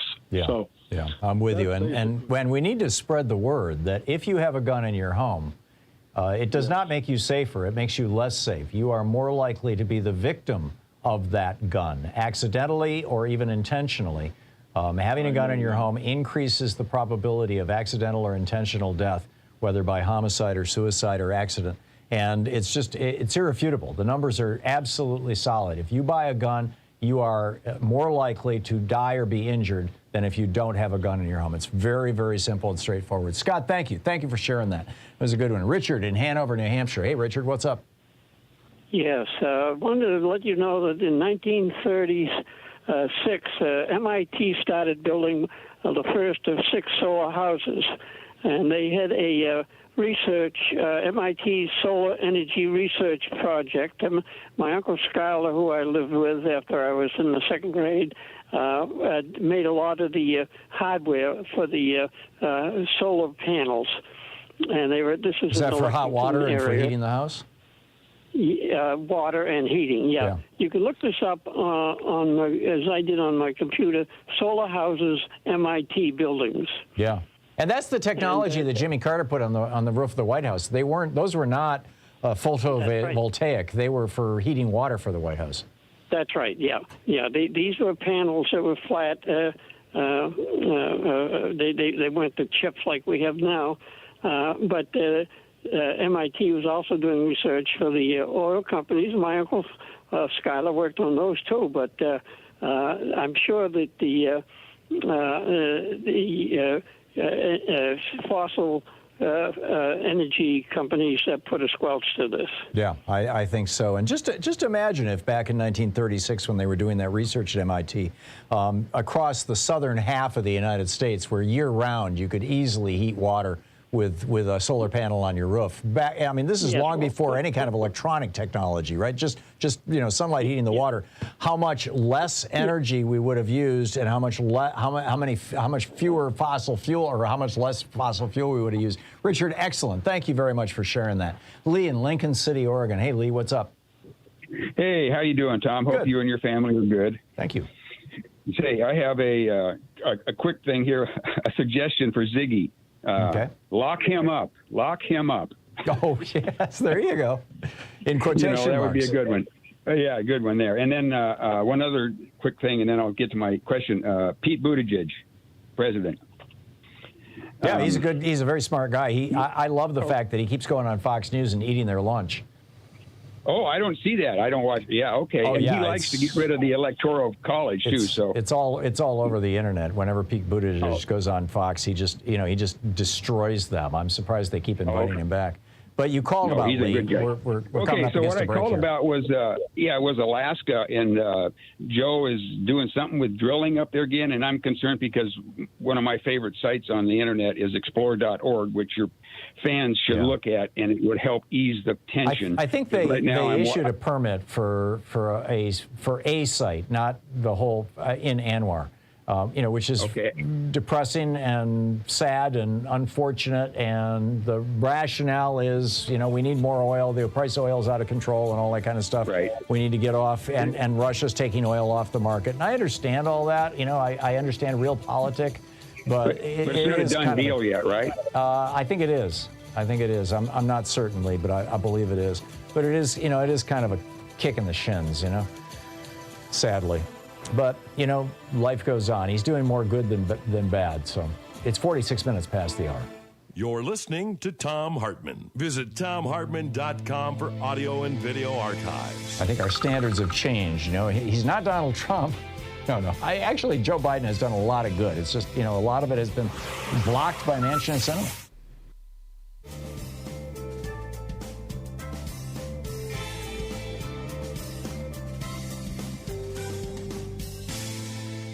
And welcome back. Ed in Chicago. Hey, Ed, thanks for watching us on Free Speech. What's up? All right, Tom, I have a question for you. If I remember correctly, back in the 70s during the oil crisis, the federal government withheld infrastructure funds from states that wouldn't drop their speed limit to 55. That's correct. It wasn't infrastructure, it was highway funds. But yes, you're right. Okay. Anyway, so I'm wondering, was that possible because of a Democratic majority in the Congress, or is that something that Biden has in his back pocket that he can use for, That was an executive order. That was an executive order, and my recollection is that it was Jimmy Carter who did it. It might have been Jerry Ford, but I'm pretty sure it was in the first year of the Carter administration. Okay, so so Biden does have the ability to do that for climate change and abortion. I believe so. Rights. I believe so. I don't know about abortion rights. There has to be some economic association I mean, you know, he was withholding highway funds because of highway speed limits. There's a clear association between the two. I'm not sure you can withhold highway funds because you don't allow abortions. In fact, I'm pretty sure you can't. I think that would be challenged fairly easily. Well, it's still climate change. You could figure a way to utilize that, I would imagine. Yeah, I'm not. I don't know. I mean, you've got. I think it's South Carolina right now. They're trying to pass legislation in that state's legislature that would require that all of the free electric vehicle charging stations that private companies have put up. I mean, like restaurants put them in their parking lots and shopping malls as a draw, you know, to bring people in. That those will all be torn out, and unless they're unless there's also a gas pump right next door to them, that kind of thing might subject them to that kind of executive order. But that is, you know, I doubt that's even going to pass the legislature. But you know, we'll see. But you raise an interesting point, Ed, and let me think about that. Ed, thank you for the call. Lawrence in Berkeley, California. Hey, Lawrence, what's up? Lawrence, watching on YouTube in Berkeley. Going once, going twice, gone. Doug in Portland, Oregon. Hey, Doug, thanks for watching us on Twitter. What's on your mind today? Tom, I wanted to let you know that I always feel educated when I listen to you. Thank you. Sometimes enlightened and sometimes frustrated by the state of things. I thought I would share a pun with you. Okay. This just kind of try to ground me a little bit. But here's my pun. What does Donald Trump have more of than you or me or anybody we know? I don't know. The answer is liability. Liability. Okay. All right. In both That's a good one. Of the word. That's a good one. That's better than some knock-knock jokes, I'll tell you. So. Yeah. Thank you. Just wanted to share that. Okay. Well, thank you, Doug. That's a good one. Thank you very much. And and I have 32 seconds left, so I'm not gonna put somebody on with that short a period of time. Let me instead share with you. This is how pathetic the right wing has gotten. Right. This is how low they have sunk. This is from thewriting.com, RIGHTING.com. And he compiles the stories, the right wing stories. This is from American Thinker. The headline: Michelle Obama's changing sexual identity. This is by a writer named Joel Gilbert. I found proof in official documents that Michelle Obama registered to vote as a man in 1994. I have also official proof that after 14 years of voting as a man, she changed her sex in 2008 from male to female. This is what they have been reduced to. I'm lacking words. We'll be right back. It's 51 minutes past the hour. I'll be back with you in 60 seconds.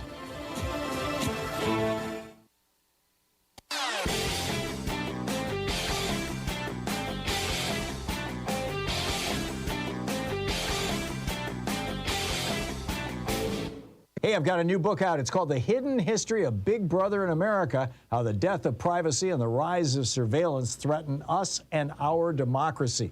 Available wherever you find fine books. An amazing story out of New Hampshire. The state legislature, this was after in Virginia, the new governor, Glenn Youngkin, who ran as I'm not Donald Trump, and then immediately put up a tip line for parents to turn in for parents to report their kids' teachers if they say something subversive. Now in New Hampshire, they've got a law that prohibits the dissemination of certain divisive concepts related to sex and race. Those divisive concepts being that people could be unconsciously racist. A conservative moms group has put up a $500 bounty in New Hampshire for the first person who could destroy the reputation and career of a teacher using this new law.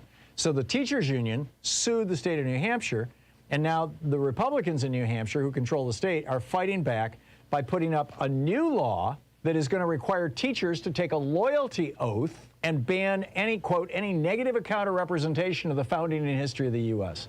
It's nuts. There's a video about it over at ThomHartmann.com. Check it out.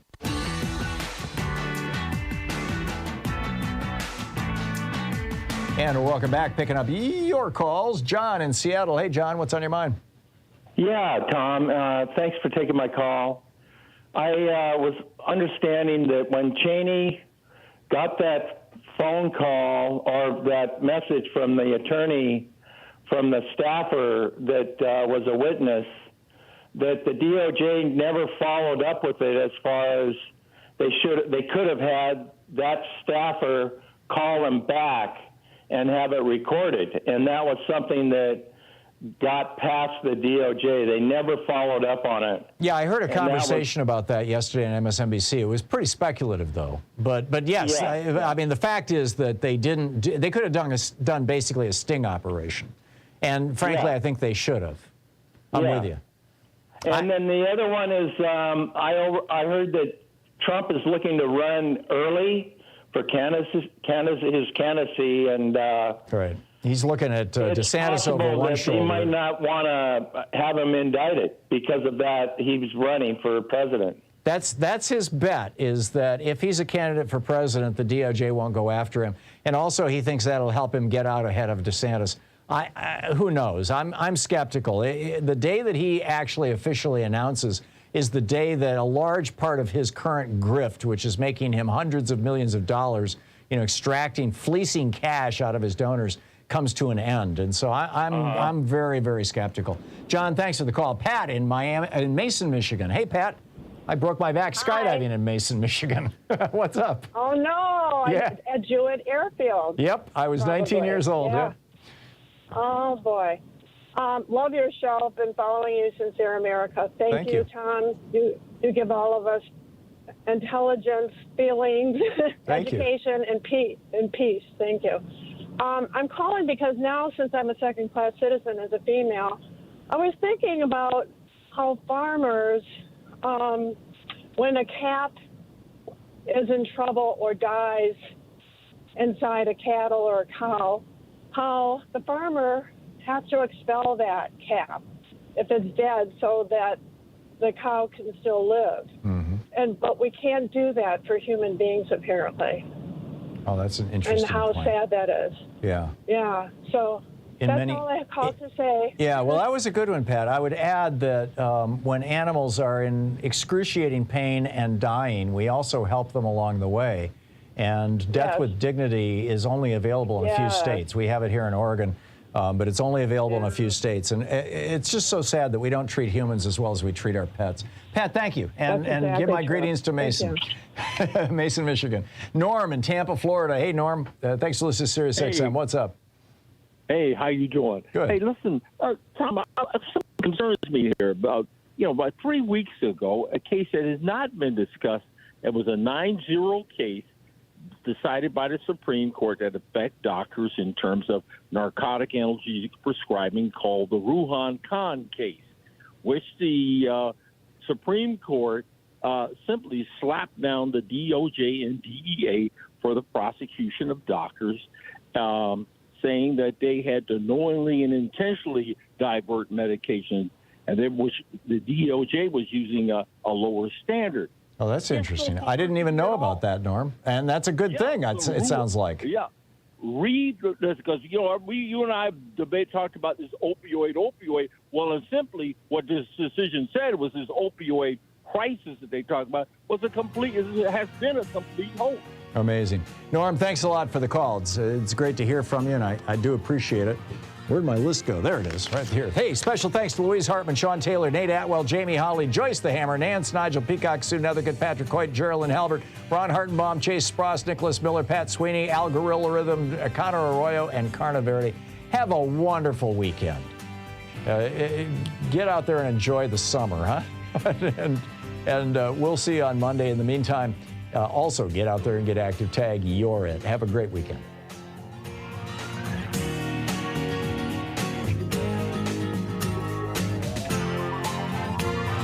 You've been listening to Thom Hartmann. For audio and video archives, visit thomhartmann.com.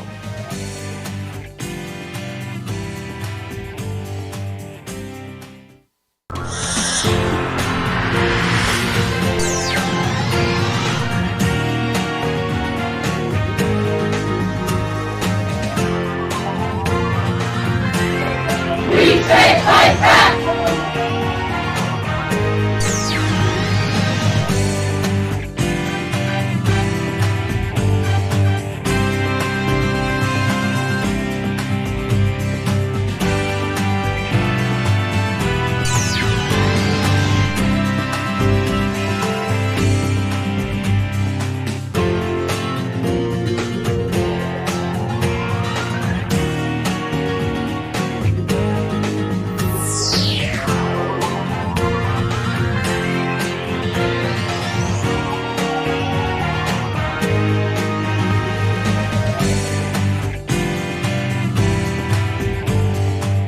In addition to bringing you the Thom Hartmann Program here on Free Speech TV and Video Media Online, we also have a whole set of ways you can interact with us and tools you can use to spread the word about the importance of democracy and the threats to it in our republic.